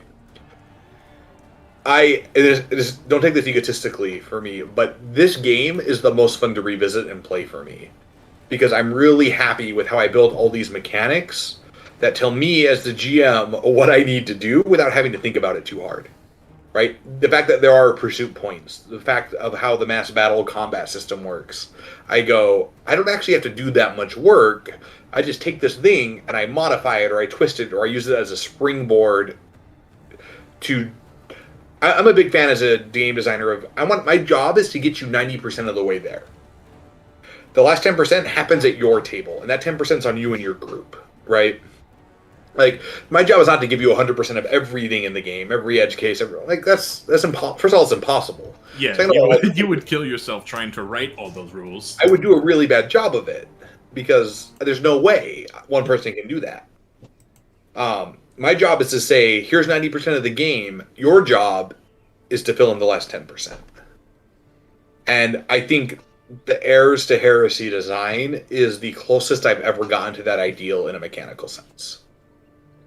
I do like this, what we've seen of this Heirs system. Do you have an actual spell book or anything, or are the spells kind of more up to... I see you smiling. Are they more up to the GM and the players? Well, my friend. So, we have a couple things. We have a list of relics. Not a list, I'd say 4 or 5 relics. Some are common, the Holy Grail, Solomon's Library and Seal.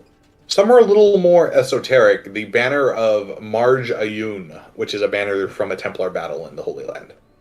And these things have specific powers, and as you carry them, you can put your advancement points into them, and they give you stuff. Oh, come on. That's dope. That's pretty dope, yeah. We also have... I'm pulling it up here because it's super fun. I got in trouble for this. I wrote a section where you can make a deal with demons and angels for powers, right? If you make a deal with Michael the Archangel, here's what you get. But I might have looked at all 70 of the demon lords in the Ars Goetia and wrote an entry for each of them. 70, huh? So there is an appendix that is you didn't cut that down. List of demons and what they give you if you make a deal with them. Yeah, I feel like maybe you had a lot of fun with that part. I might have made some choices. Mm-hmm. And then the magic, there's some magic. Magic is in the Circles of Solomon, and so as you unlock the Gnostic mysteries, you get access to the higher circles. And so, like at the first circle, I think there's 5 or 6 spells. At the second circle, there's 4 or 6, and at the third circle, there's like 3 because they're super powerful. Like at the third circle, you can literally resurrect a dead person. Like, And then there's blessings, which are you can get a blessing by drinking from the Holy Grail, and they're based on a bunch of Catholic saints. And I went through and brought out a book of Catholic saints and was like, hey, were they a saint in 1307 when the Templars happened, or were they not? Because if they're not, they can't be in the book. If they were, then we can... So I've got like all kinds of like, blessing of St. John is different than the blessing of St. Francis of Assisi. Did you figure out which saints were alive at the time and make them NPCs? No. He started nodding yes and then went no. You know which ones are alive, though. I do know. I got Martial Esoterica, which is like really cool advanced combat abilities you can unlock that aren't tied to anything other than I just want to be a badass knight. And there are things like when initiative starts, you get evade points, and every point you spend gives somebody disadvantage on attacks against you. Your reduction's better, you jump twice as far. If you've seen Brotherhood of the Wolf, you kind of know what my basis for starting this game was. But yeah, so there's like 4 different ways to advance your character that are just outside of like, I want to have better skills and attributes. There's like, you got magic, you got relics, you got martial esoterica, you've got the bargains, you've got all this stuff. Yeah, absolutely. Hey, anyone in the chat, if you have any questions for Alan Bahr, go ahead and let us know. He's going to be here for a minute answering some of our questions, so might as well pile yours on too. Yeah, holler at me. I'm here for it. Yeah, no, I like a lot of the things that you implement here. I do like the way you've described magic. 70 demons, huh? That sounds like something. Yeah, you don't do that unless you enjoy it. Sometimes you make decisions. Sometimes you make sure. Yeah, no, that sounds awesome. No, the setting's very interesting. I've never played historical fiction. I don't think ever. Like not actually. I played in like the actual real world kind of settings, but I've never played like historical fiction. So that was interesting. I don't know that much about the Knights Templar and that kind of thing. So it was cool hearing all that lore. And that's when I talk about the book, because it can be really easy as a historical GM to be like, I know all this stuff about history, and if you don't, you can't play in this game, right? Like, and that's not fun. That's wrong. That's bad. I don't like that, right? Like, if you've seen the History Channel show Nightfall, you're good to go. Okay. Right? Like, you played Assassin's Creed. Right. History stops being real the minute you start rolling dice, because it isn't going to remain intact, right? I love historical RPGs. They are my favorite genre of role-playing games, and I think they're criminally underserved. I think more people should be playing historical RPGs. I actually like the idea of playing a World War II RPG. I just don't know how, with PTSD trigger, how that would be playing a full campaign. But I do think the setting, leads to fun. You definitely don't feel bad killing Nazis. That's for damn sure. So I played in a historical World War II game once, and I have a friend who used to own a gun store, and he collects old guns. So he has like an M1 Garand and stuff. And so the day we started, the first session was D-Day. And so... That's a great time to start. That's a good first session. Before we started, we went out to his property. This is when I lived in Utah. We went out to his property, and we went shooting. And all we shot were World War II guns. So when he was describing things like the ping of the M1 Garand clip coming out, we had just shot that gun like an hour before. We knew what we were hearing, right? We had been in the sun, it had been hot, it had been sweaty, we smelled like smoke and gunpowder, right? It was, to this day, one of the most evocative sessions I've ever had. Like, it felt, obviously I didn't feel like I was there, but it was a different level of immersion for me. So there's something about the smells and the sounds, the 5 senses, that really take you there. And if you know the sound and you still have the smell on you, for sure, I mean, once they describe it, all you have to do is imagine it, and now you've got all 5 senses are taking you there. Yeah, that sounds really cool. It was one of the best RPG campaigns I've ever played in. I played a pacifist doctor. We used Savage World Weird War II, actually. Mm-hmm. And I was one of the ones I've looked at. I was a pacifist doctor, and I got more and more drunk and alcoholic as the campaign went on. Because I'd been drafted, and eventually I had to kill somebody. And, like, my character spent the rest of the session, like, just throwing up. And I have never had so much fun playing a character who didn't want to be in the game, in a sense, right? He's like, I don't want to be here. I got drafted. I'm here now. And it was the most evocative thing. And, well, I will never experience D-Day or World War II or Omaha Beach or any of that, right? Saving Private Ryan's as close as I'm going to get. But on a level, I have some semblance of a connection there that I didn't have before that game. And I think historical RPGs open up a chance to understand how we got where we are today, how we are who we are. Because even though I've never been in World War II, my grandparents, my great uncles, right? There is a lineage there, and that connection, that understanding helps a lot. And the human condition persists no matter where we are in history. And learning why people do what they do, jealousy, greed. There's a lot in historical RPGs that we aren't exploring that can, I think, make us better people outside of the era of role-playing. And also, they're just hella fun.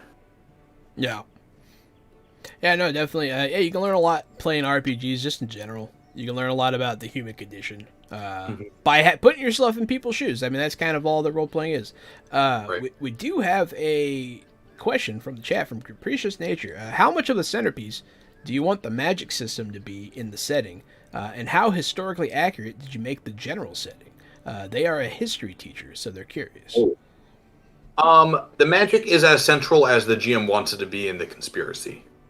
I have tried to design the game as a series of modular plugins where when you pull something out, it won't disrupt the core mechanical loop of the game. So if you want the magic to be the core centerpiece, super easy to do. If you don't want magic at all, also super easy to do. It is literally kind of written as their own little chapters and sections, and you can just ignore that whole thing, and it's its own thing. So you're good to go. If you want to insert it, it has all the things you need to make sure the mechanics are kind of tendrilled throughout the system. But if you want to pull them out, you don't have to work that hard at it. It's pretty easy to just jettison them and just run the game off the core like this is the base mechanical chapter. Regarding the setting history, it is pseudo-accurate up to 1300, give or take. I take some liberties with the history of the Knights Templar and how they got where they are. So obviously, anywhere the Templar are involved, don't assume anything's accurate. Because it wouldn't be a very good conspiracy game if I just tried to only stick to what was historical fact. Except the locations, right? You did some locations, the general history of the Crusades in Europe, and that's all kind of going to be there. Who's the king of France at the time is accurate, right? But like, for example, we talk about like this person became a Templar, but they were a duke here, and then their servant founded the Templar Order. Is there a connection? And this royal family married around, right? Like we do a lot of that kind of hand-wavy stuff. And so that's all kind of, the names might be accurate, the times might be accurate, but we take a lot of liberties with the historical record there. But for the most part, like, this happens in this year, this happens in this year, that's all kind of still there. Because the game is designed to start in 1307 on October 13th. So up to that point, ignoring the Templar stuff, we try to keep the history pretty accurate. I think the biggest liberty prior to that I take is the fact that the Knights Hospitaller have Malta, which if I recall correctly, they aren't, and forgive me if I'm wrong because it's been a bit, I don't think they were granted Malta until 1309, give or take. So technically the Templars had been eradicated before the Knights Hospitaller had Malta, and it would have been a safe refuge, but it was too good an opportunity to be like, you can get to Malta on an island in the Mediterranean with the Knights Hospitaller. Right? I was like, I'm just going to move up a couple of years and whatever. Close enough. It would take us some years to travel, right? So, where it made for a better story, I changed the historical record. Inspired by history. Right. So, and I don't call it out, by the way. As far as the book is concerned, the historical record I present is 100% accurate. So, if you know differently, you'll notice. If you don't, well, like I say in the intro, don't take it seriously or assume it's the truth, please, because it's not. It's not a history book. It's just a good shot. I also take a lot of liberties with Christianity and Catholicism. So be forewarned if you care about that. So do Christians and Catholics. I don't nothing offensive or bad, right? But I definitely, especially with the Templars, there are some natural liberties with relics and things like that. So, Incompetent user asks, how much do you worry about balance in your game? balance is a stupid ass illusion that may never happen. Don't worry about it. That's what I hear about I'm from a so lot glad. of devs.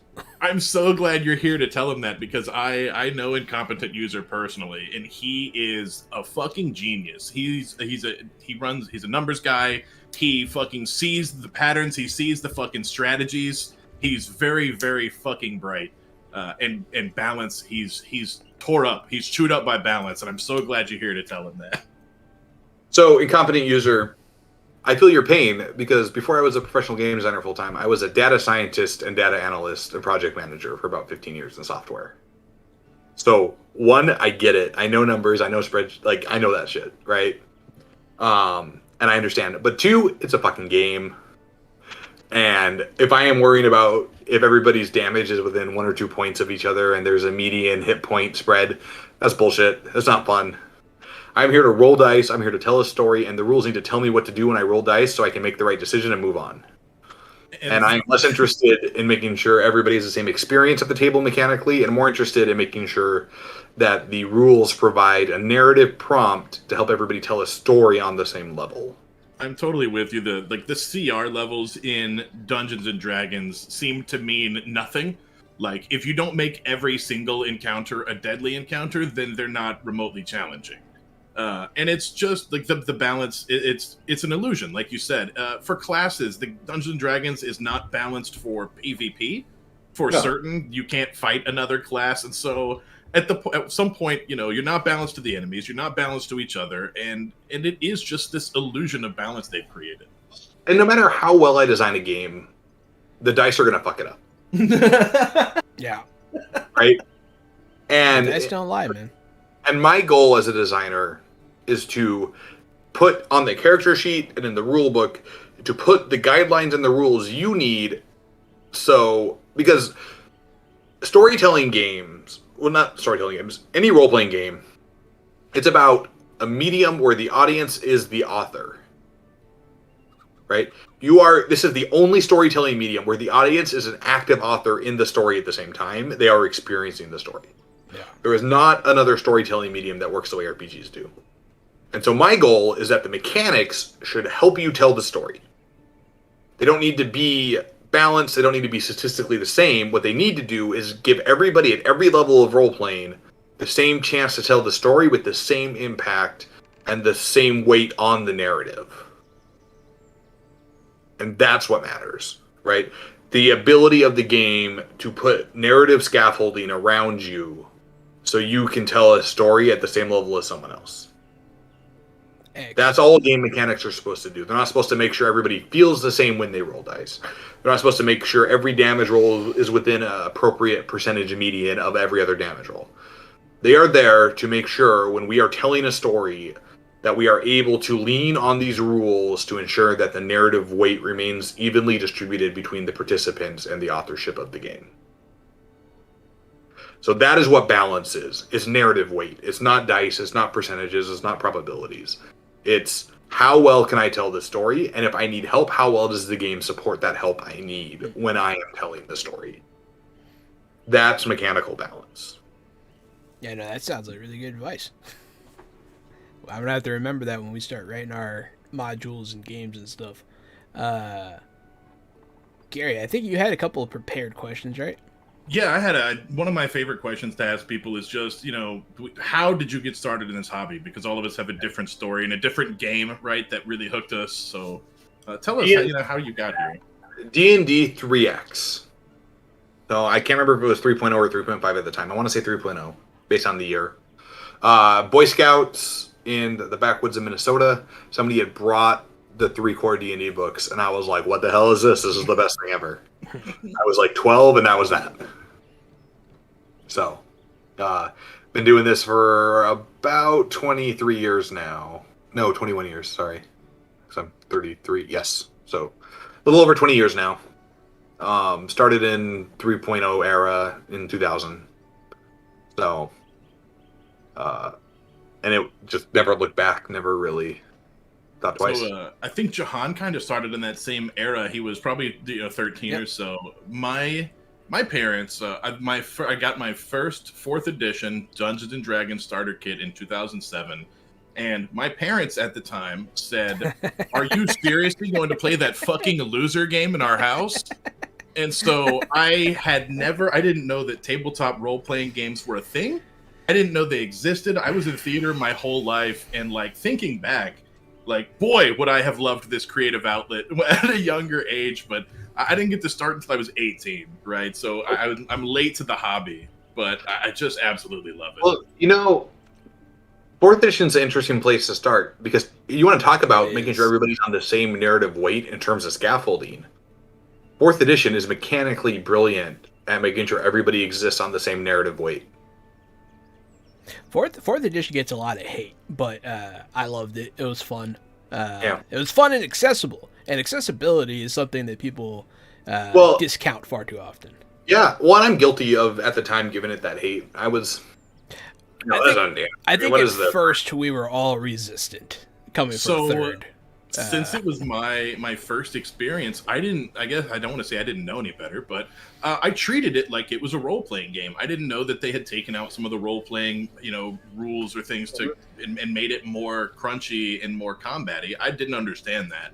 So I still role-played it to the tens, and I actually kind of liked their broken, imbalanced combat system. The imbalance there made everyone have such potential for power.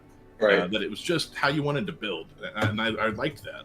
Well, and there's this movement to, I don't want to call it revisionist history, but I think a lot of us who, at the time, we were like, this isn't D&D, this is wrong, or we listened to the internet, right? We were easily influenced. Mm-hmm. Especially those of us who became game designers. We're looking back now and we're going, we were wrong. And there was a lot that was good here that we missed out on because we were resistant. Right. And so, I was a pretty quick turnaround.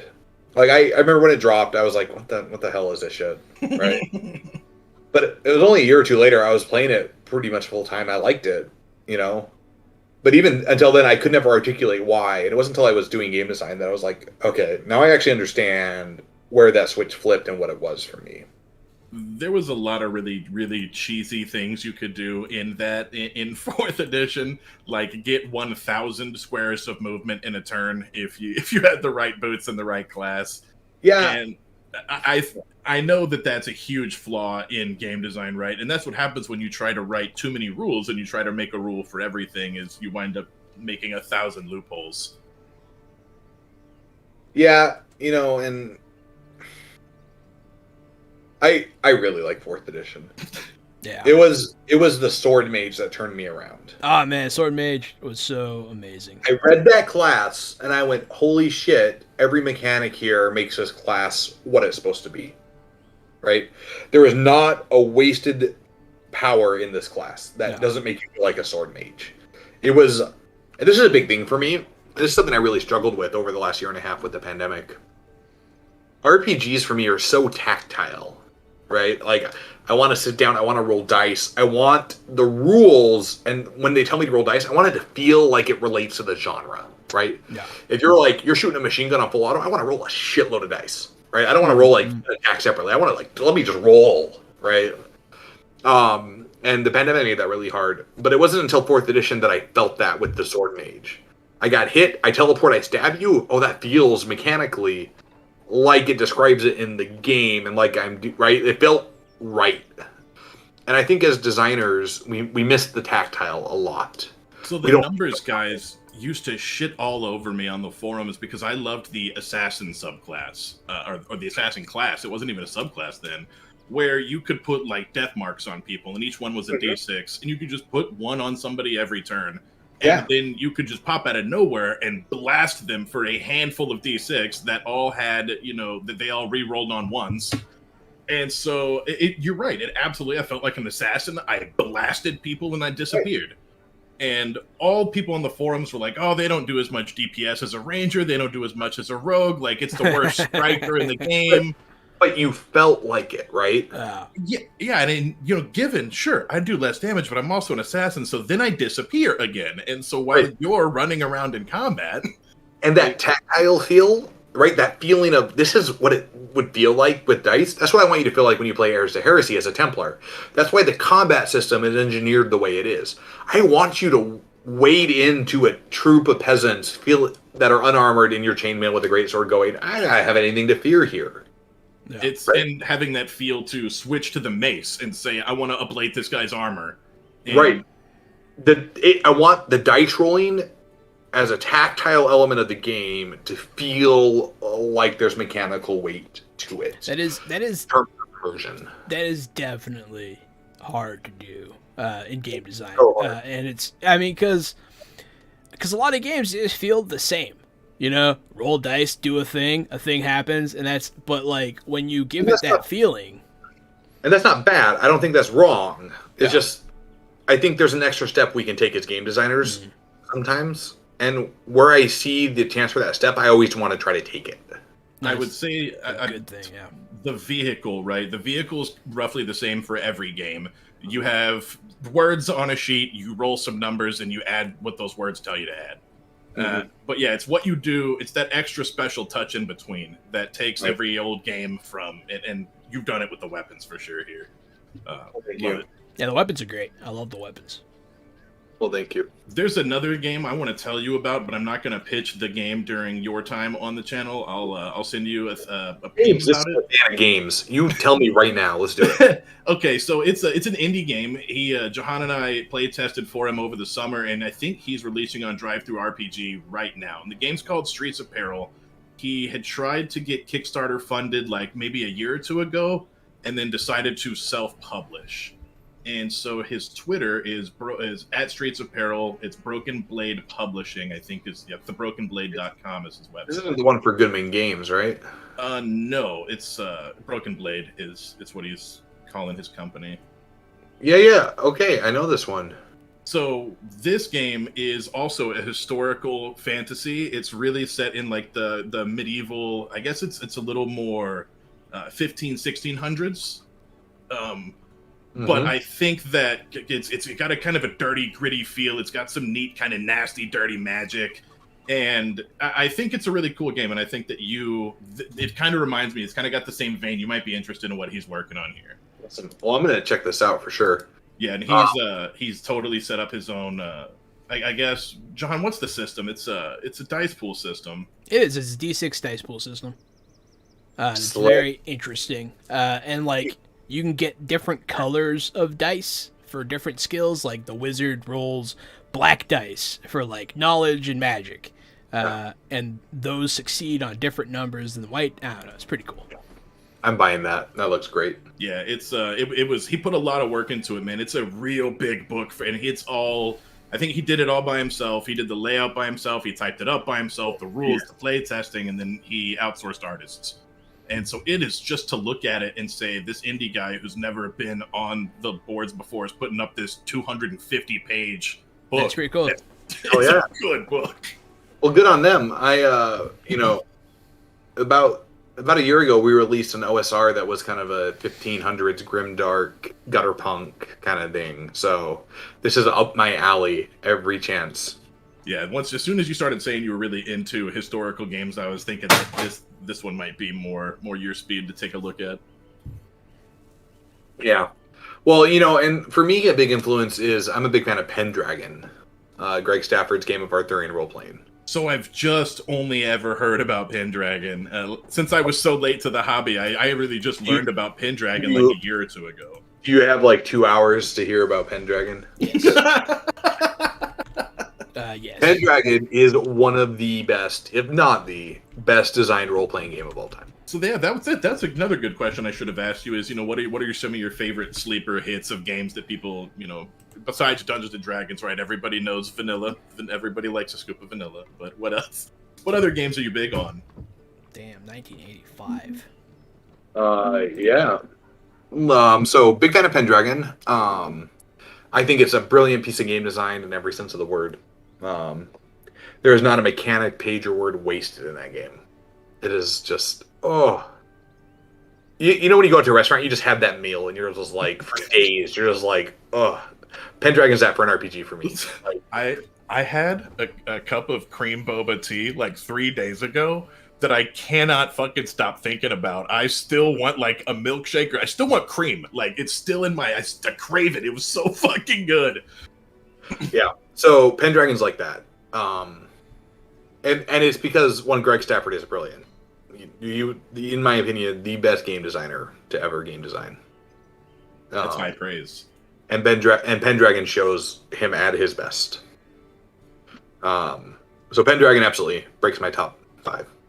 I don't want to call it a guilty pleasure, but I love Vampire Dark Ages. Yeah, Dark Ages. Because historical setting, it adds vampires, and it just feels right. None of this namby-pamby, we're hiding in the shadows from the modern society. No, man. I fucking rule this province. Yeah, fuck the Masquerade. Right? We're here to stay. Masquerade is for little bitches. I'm a Semechi, and I'm here to be king. I want heads on pikes around my kingdom. I love Vampire Dark Ages. Like, it just drips, like, atmosphere for me. I love Star Trek Adventures. I think it's a brilliant example of genre emulation from Modiphius. Modiphius, yeah. Every mechanic in that game makes you feel like you're playing a Star Wars episode. Like, the GM tools were a big influence on me on how to approach putting tools in the GM's hand that guide them into telling the story correctly. Because if you just use the tools as written in Star Trek, you will inherently structure your session like a Star Trek episode because the game mechanics make you. Cool. That's impressive. Right? That's good design. I really love that. Yeah, I was talking about something like that with Dune from Modiphius. I was talking about how every single like rule, every single character development, it also like builds the lore. Right. And we were very impressed by that. Like every perk, everything, it added to the lore somehow, and it was cool. Yeah, and so you would really dig Pendragon if you like that kind of stuff. Probably. I love all the. I love King Arthur and Knights of the Round and Merlin and all that stuff.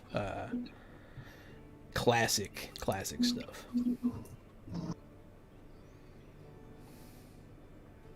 I'm just responding to a question in the chat. So I love that. If you ever want me to come on and run Pendragon, I absolutely will. Oh, we'll take you up on that. I'm a big fan of superhero RPGs. It's probably my second favorite genre to play in. So Mutants and Masterminds 3rd edition from Green Ronin is a big one for me. Steve Kempson understands superheroes. Our own superhero game, Tiny Supers, which is an award-winning, best-selling superhero game. I'm a big fan of that one. We're actually running that on our Gallant Night Game stream on Thursdays on twitch.tv/Gallant Night Games. We just had our second episode last night. Congratulations. Thank you. Very exciting. I would stop by, but we also stream Wednesday nights, and we're in the same time zone. So Thursday. We stream Wednesday, Thursday, and Friday. we stay busy over here. Wednesday, Thursday, Friday, and some Saturdays. And since you mentioned Green Ronin, I would be, why wouldn't I mention that Jahan and I are ambassadors with Green Ronin? If you want to buy Green Ronin stuff, you can get 5% off, and then it gives us money. So there's a link in the chat if you want to buy Mutants and Masterminds. You heard it here from Alan Bahr. It's he likes it. We've actually read through Mutants and Masterminds here on the channel, and we liked it, man. It had I couldn't believe I've tried to put it to the test of like I'm gonna think of a superhero in my head, and I'm gonna see if there's an ability to make that hero, and they checked off a whole lot of boxes, which is hard to do. So for me, I like games that aim for genre emulation. Like, yeah, you can hand me a generic rule set and say, play something with this, and it can do anything, and that's super cool. And I actually really love that. But I also love games where there's a lot of attention to every rule supports a particular storytelling style or genre, right? So for me, the games I am drawn to are going to be those ones that are like, we do X, and that's it. Like, we're here to do, like, Pendragon, you can be a knight. That's your option. You can choose: are you Christian or are you pagan? Those are your right. Like, pick one of those two things. Cool. You're a knight. You're not a thief. You're not a wizard. You're not anything else. You're a knight. So for me, things like that, where they're like, every rule in the game is about being a knight, and the stories that come out of the Arthurian mythos. Everything in Vampire Dark Age is about being a kind of a dark, grim vampire medieval. Like, it just drips, right? And I want that. I want that atmosphere to permeate the mechanics. And so those are the games I'm drawn to. That was really apparent in Warhammer Fantasy Roleplay. Yes. Yeah, I love some of the mutations and stuff they put in there that just force the corruption system is really fun. I don't know, because I was big into reading the books, like the novels, and it does give that feel, like, because people got corrupted all the time by chaos in that setting, and it's really there for that. I'm actually running Enemy Within right now. Enemy Within. Mm-hmm. The big 5-part campaign. For No, I've seen that. Yeah. God, Cubicle 7, right? Cubicle 7, yeah, Cubicle 7. Yeah. No, they make some Warhammer. They did a really good job with, and I do like the modules. I like the books. The character creation is fire. I really like that you can you random roll, and if you keep it, you get experience. Like, all that stuff's really cool. I don't know. It's so clever. It's very clever. All these. My only complaint with that old game. I felt like I was stuck in character trees where I couldn't branch out for skills that I thought were applicable to the class. Like, Witch Hunter, I couldn't get dual-wielding swords, but I could get, like, dual-wielding pistols. Yeah. And was like, come on, let me get my dual-wielding. Or you could get, like, the extra dual-wielding damage or something. I don't know. But you can't branch far off your class paths. But that's neither here nor there. That's Wolfram. Jahan, do you have any more questions for Alan? Does the chat have any more questions, or can we let him go back and see his wife and enjoy his Friday evening?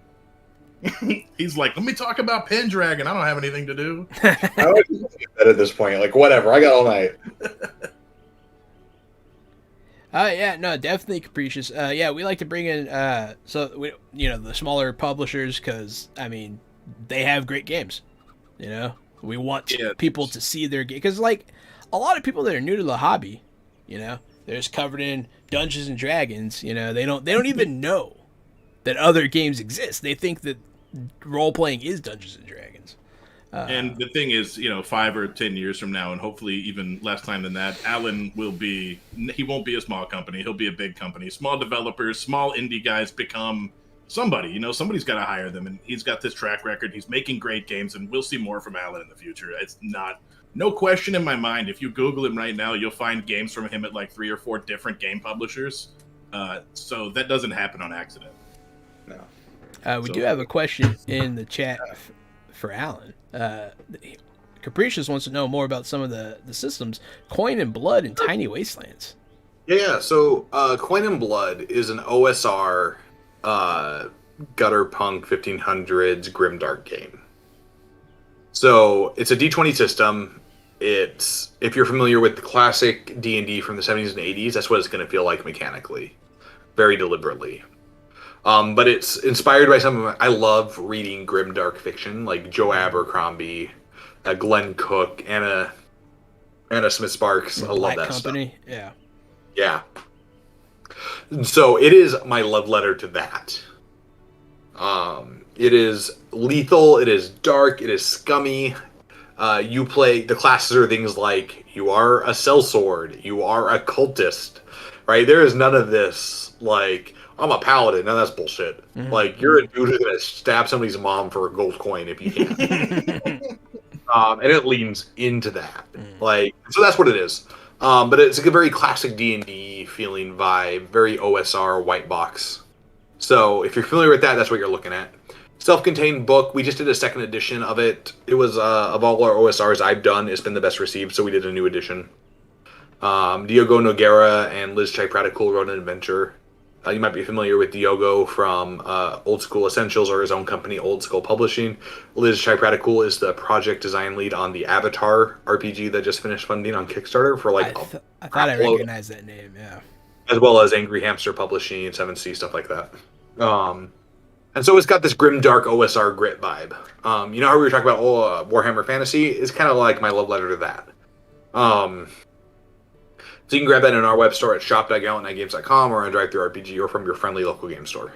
And then the Tiny D6 system is our house system. And what it is, it's a minimalist role-playing game. So what we have done is we have stripped out everything that I feel is irrelevant to playing a role-playing game. Everything that is not mechanically necessary to tell a story. And we have tried to distill it down to the smallest amount of things possible. There is no rolling damage. You just static damage. Your character fits on a 3x5 note card. Like, you never need more than 3 dice. Like, it is as minimalist, easy to learn, easy to teach, and easy to play as possible, right? Our goal is to say, let's get the rules out of the way so we can tell a story, and the rules only need to show up when we need help adjudicating the narrative. And so we have a bunch of that. We have Tiny Supers, which is award-winning. We have Tiny Frontiers Revised, which is science fiction. We have Tiny Dungeon, which is our classic dungeon crawling kind of game. If you're familiar with Dungeons & Dragons, is what you're looking at. Tiny Wastelands is post-apocalyptic. It's a love letter to some of my favorite movies like The Six String Samurai, which I just got the Blu-ray from Vinegar Syndrome. Shout out to Vinegar Syndrome. That came today in my collector's edition Ultra HD Blu-ray of The Six String Samurai, the movie where Buddy Holly katana fights Slash to the death on his way to Las Vegas to rock and roll. Boy, does that sound like something special. It's awesome. You should totally watch The Six String Samurai. I'll watch it. Yeah. So Tiny D6 is a really stripped-down rules-light system. So if you want something that's easy to teach, learn, and play, that's the way to go. And I mean, obviously, I'm a big fan of it. But that's kind of that's what we're best known for is Tiny D6. Several of our games are best-selling, platinum sellers, mithril sellers on DriveThruRPG, award-winning, nominated. I mean, it's the thing we do. Next Tuesday, we're launching a Kickstarter for Mechas and Monsters Evolved, which is the second edition of our Tiny D6 game of playing giant robots or giant kaiju. It is one of the few role-playing games where you get to be a kaiju as a character. So, you know, if you ever wanted to roar at people and shoot red spiral atomic breath, there's your chance. We have always wanted to play the Tiny D6 system, so yes. Maybe what are you doing next month? Well, if you get me in, let me see, next Thursday, I can come run Mechas and Monsters while the Kickstarter's going. We should. We'll look at dates. We have a couple. We have 3 booked, 3 in a row these next 3 weeks. But if we can get you in next month, then we will. Done.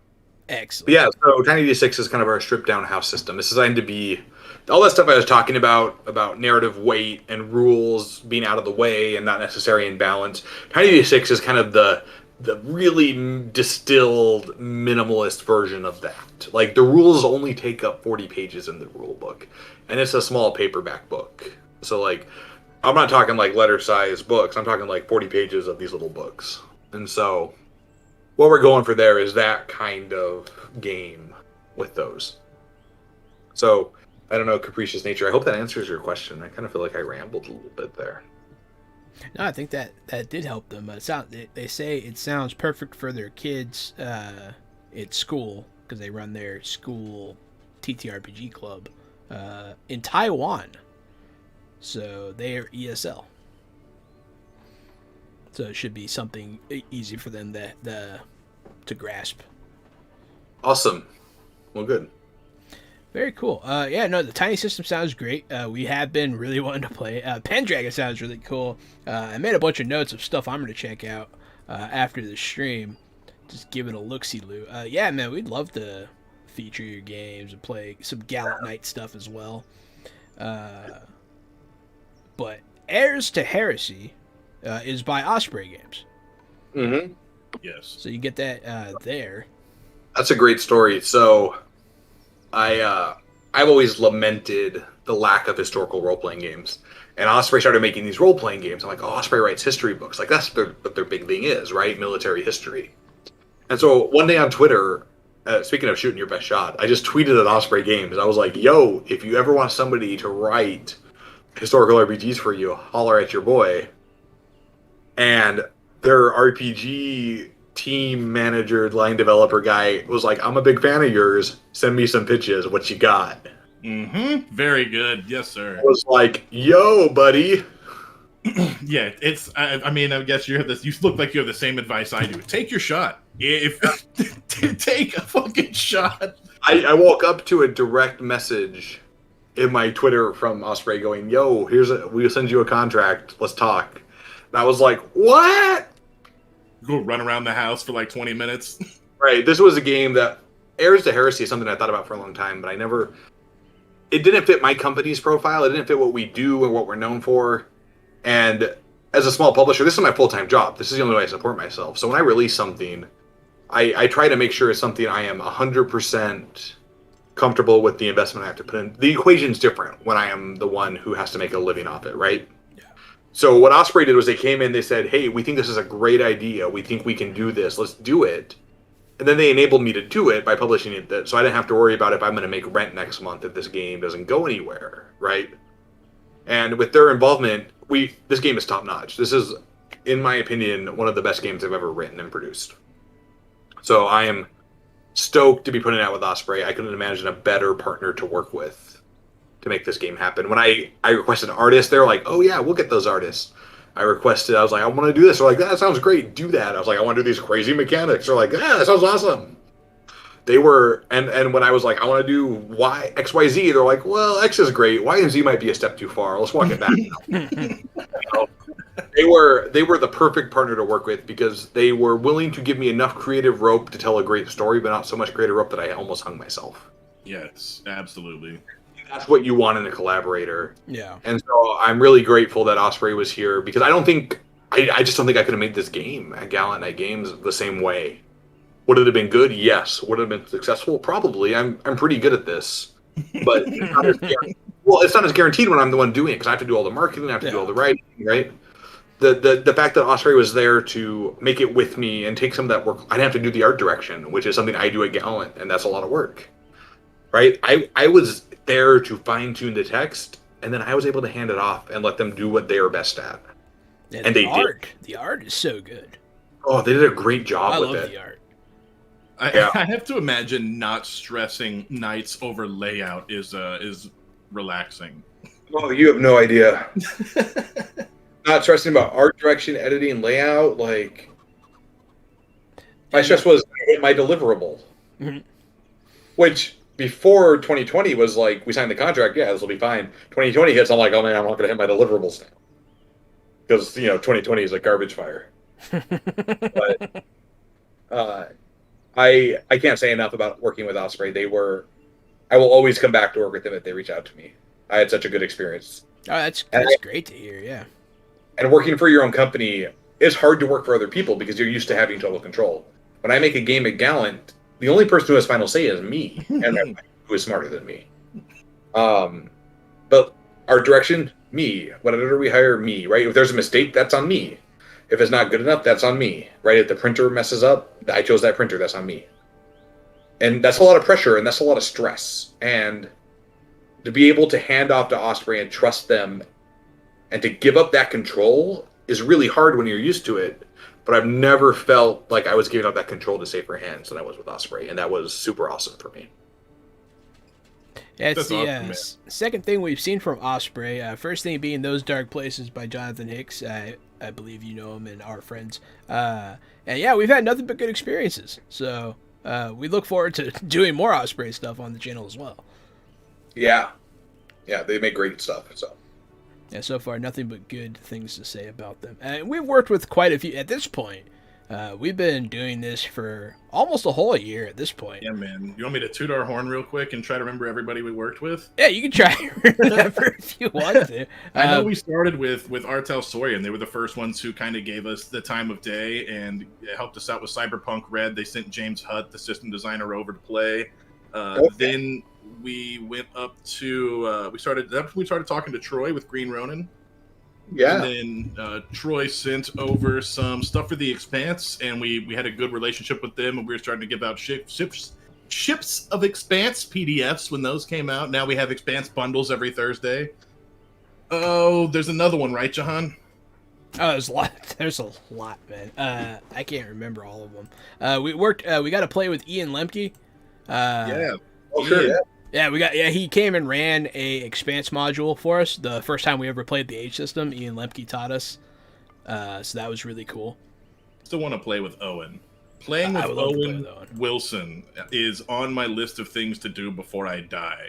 And if I have to drive to Oklahoma to make it happen, I just might. Yeah, he's a really nice dude. And then, Amit Moshe from Son of Oak Games, creator of City of Mist.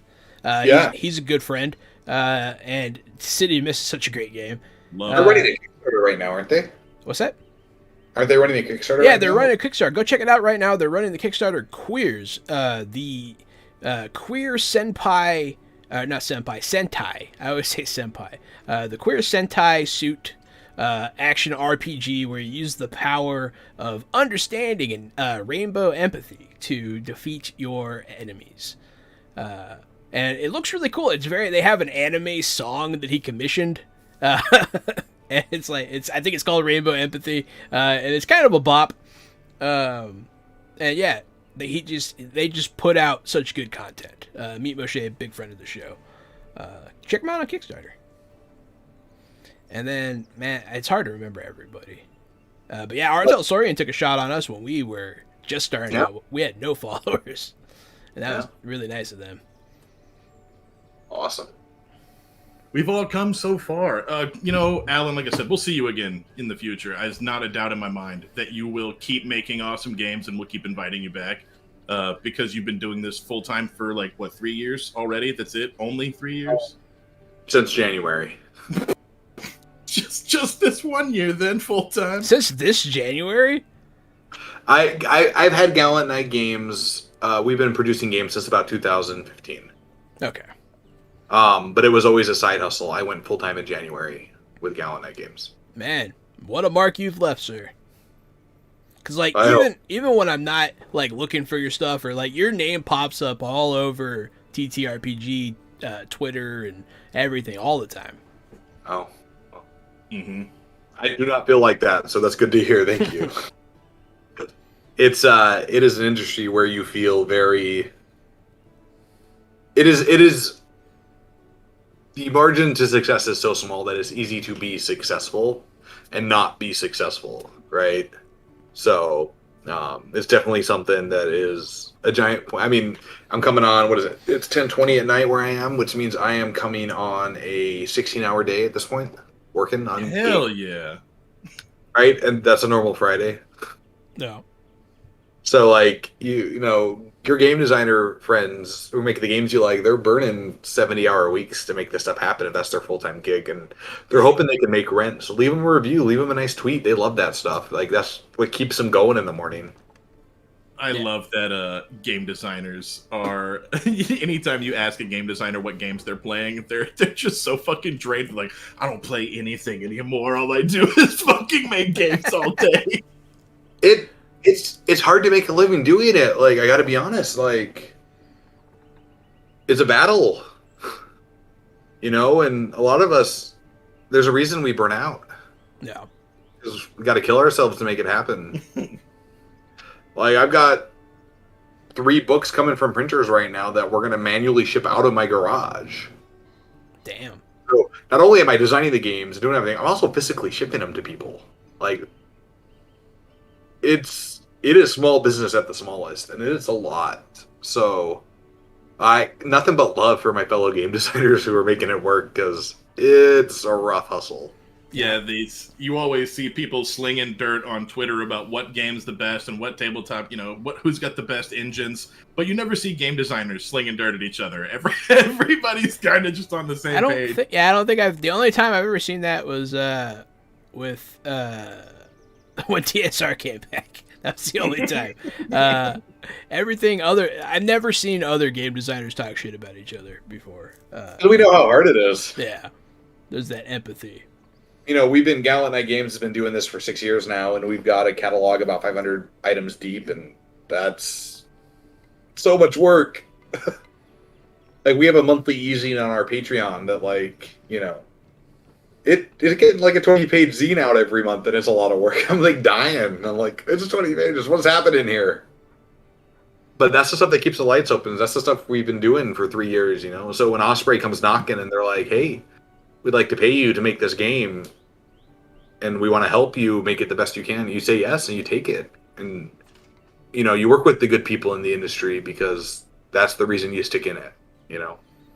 There's a lot of, it's like any sort of industry where people are consuming something, right? Like, there's a lot of, you get 5 complaints for every 1 compliment you get, right? You get death threats, you get the stuff like that. Oh, jeez, really? Oh yeah. Fuck. So when you find the people you want to work with and you want to collaborate with, you stick with them, you know? And so coming on shows like this, you know, fresh out the box, working with people like Osprey, that's what keeps people like me doing this, because, you know, we love games, we love telling these stories, we love trying to find new ways to tell stories, but it can get hard, and having that support network and that group to kind of lift you up, and that 90%, I'm going to give you 90% of the game, you do the last 10%. Well, I'm going to get 90% of the way through this, and then everybody else is going to do the last 10% to help me get across the finish line, right? That's why we're here. That's what we do, why we do what we do. So, you know, props to, you know, both of you for running such a great channel and having me on. We really appreciate that. But, you know, props to the people in the chat who are interacting, because that takes time. You know, some of these people have been here for 2.5 hours watching us bullshit. We have some people that are very diehard, always in here supporting us, subbing, all that good stuff, and we very much appreciate it. Nothing but love, man. Yeah, we're all trying to keep the lights on, right? And no, we're glad to hear you say it. We're happy to support you guys, and because our channel started off we had a quest in mind. We wanted to play all of them. We want to play all the TTRPGs. That was our goal, and we've been making us. Not really a noticeable dent because there's so many, but we have been making. Actually, be making a dent in that. Yeah, no, you're not gonna make a dent in it, but every month you could possibly play. We're having so much fun trying. You know, we're swinging for the fences. We're playing so many great games, and I never knew that we would get to talk to so many designers, devs, creators, some people that have run games that I like almost fetishized when I was young. You know, like these games, I got to play with the creator of Changeling, which is one of my favorite World of Darkness games. And right. You know, I never thought that was going to happen, and it's just my first industry job outside of Gallant Night Games was working at Nocturnal Media. So we ran a Kickstarter, and then Nocturnal Media wanted to buy us and hire me full-time as a project manager and associate publisher. And Nocturnal Media was founded and ran by Stuart Wick, one of the 3 people who founded White Wolf. Mm. And, like, you want to talk about, like, 26-year-old Alan, like, what the hell is happening? That's crazy. Right? I like to think that right now, Alan, there's a kid out there, like 15, 16 years old, who loves the fucking tiny D6 system. He just doesn't have a full set. You know, he doesn't have his D20s yet. He's just using his fucking Yahtzee dice around the house. And you're the fucking apex. And he's like, they got to meet that guy. You can do better, kid. Aim higher. Hey, by the time that the kid gets to this age, though, you'll be a fucking legend running your own shit, so... Or I'll have retired and burned out. Those are my Hey, a little from column A, a little from column B. Yeah. No, that's really cool. I didn't know you were such a fan of White Wolf. Yeah, White Wolf was like the game that showed me that there was more than Dungeons and Dragons. And so, I don't know, I got to play a lot of that when I was younger, and it was very fun. You know, it's funny because I missed White Wolf for the old World of Darkness stuff. I only came in once they were doing the new World of Darkness stuff, based on when I got into RPGs. So, for me, a lot of that, and like the OSR is kind of the same way, like a lot of that to me is a nostalgia I don't have, or I don't experience, or I don't, you know, jive with, because that's not how I played games. Old school for me is 3.5. Like, that's old. That's what I played when I started. And I was young. I was, 12. I feel guilty because I don't particularly like the OSR systems, and I get that they're a throwback era and that they're a relic, and that, like you said, there's that nostalgia. But for me, just like you said, I started with 4th edition. Right. which is No. a silly fucking card game. So, Well, did you like Heirs to Heresy? I did actually like Heirs, but I've played other, like, when we played Morkborg. I'm not huge on Morkborg. We played Down We Go with Tony, which is his system. I love. God, that was so fun. It's just OSR systems aren't my. They're not my bag. I mean, Heirs is an OSR system at its core, right? The same kind of core gameplay loop that exists there exists in other places. So It's like, whereas I think games like City of Mist that are much more narrative driven they really appeal to me. sure, yeah, but to me, a lot of that is just semantics. Like all those games are kind of the same anyway. It really just depends on the group and the game master, right? Like, somebody was telling me, they're like, well, when people play D&D, when you play Powered by the Apocalypse, you have these different success levels. I'm like, that's what I do with my D&D game. It's not in the book. I just do it, right? Yeah. And there's something to be said for it being codified in the book. That's not something to knock, right? But a lot of people do both things both ways. So, these artificial divisions we've created in some ways do more harm than good. Yeah. No, definitely, yeah, because you can take a little bit from here, there. Because I'm going to implement stuff you told me about in other games. Like if they're ever being hunted in the Expanse, I might introduce pursuit numbers and that kind of thing, because that's a great idea. And it's always about taking small things from everything and just kind of jamming it together because you just want your players to have fun, Yeah, that's the goal, right? Like, at the end, no matter what happens in the game book or what happened, like, if we left the table tonight having a good time, we did our job, right? The game did its job. Like, that's what's supposed to happen. It makes me want to make a even more dumbed down version where it's like, all you need to play is a coin. You just value guys and a coin.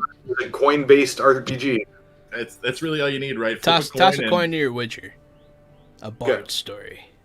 Greg Stafford did it first. That's the Greg Stafford rule. Well, thanks for having me on, guys. Thanks for being here, Alan. Yeah, thanks for being here. You have anything you want to say before you go? I just want to thank everybody for hanging out in the chat, for chatting, for watching us play our game, for listening to my inane ramblings as they're happening, I suppose. You folks have been great. I've been Gary, Jahan, thanks for having me, and thanks for the questions and the back and forth. Like, this is to me, this is why I get up and do this every day, is because this connection, this shared space and community we get to forge and inhabit every time we roll dice is what makes it worth it. Because there's nothing like this on the world that's like a role-playing game. And so I just want to say thank you from the bottom of my heart for allowing me to, even for a couple hours, participate in this thing with you. Oh, no, absolutely. I couldn't agree with you more. Thank you so much. Been an honor and a privilege, sir. If you want to check out Alan Bahr, check out @AlanBahr on Twitter to follow. Stay tuned with all of his stuff. AlanBahr.net for the website stuff going on. Check out Gallon Night Games for his own company. And also go check out Heirs to Heresy. You can't get it yet, but you can get it soon on OspreyPublishing.com. You can pre-order it now, and that's as good as getting it tomorrow. And so do that. Pre-orders help big time with this kind of development. You have no idea. People love that stuff. It helps the publisher. So if you want this game, check it out now. Osprey Games. I've been Shahanan at RockFact. Follow us on YouTube, Twitter. Check out Fresh Out the Podcast, filming live tomorrow, and available every Sunday on Spotify and Apple Podcast. What you got, Gary? No, you pretty much crushed it. I just wanted to remind everybody that next Wednesday is our final Savage Worlds Deadlands on Wild West Wednesday. And then we'll be starting our Dune campaign by Modifius. And, of course, we have Thursday, where we play Green Ronin's Age games, The Expanse, every Thursday. And then we're going to start doing Modern Age on Fridays. Jahan, correct me if I'm wrong, but I believe next Friday we are meeting with Modern Age creator Malcolm... I do believe you're correct. Yeah, we were meeting with the creator of Modern Age, and they will be going over the rules with us as we do one of our classic rules reads. So stay tuned for that. Hopefully we'll be doing a giveaway of Modern Age that day too, so stay tuned. But yeah. Thank you so much for your time, for being here, for supporting us. Have a great night, guys.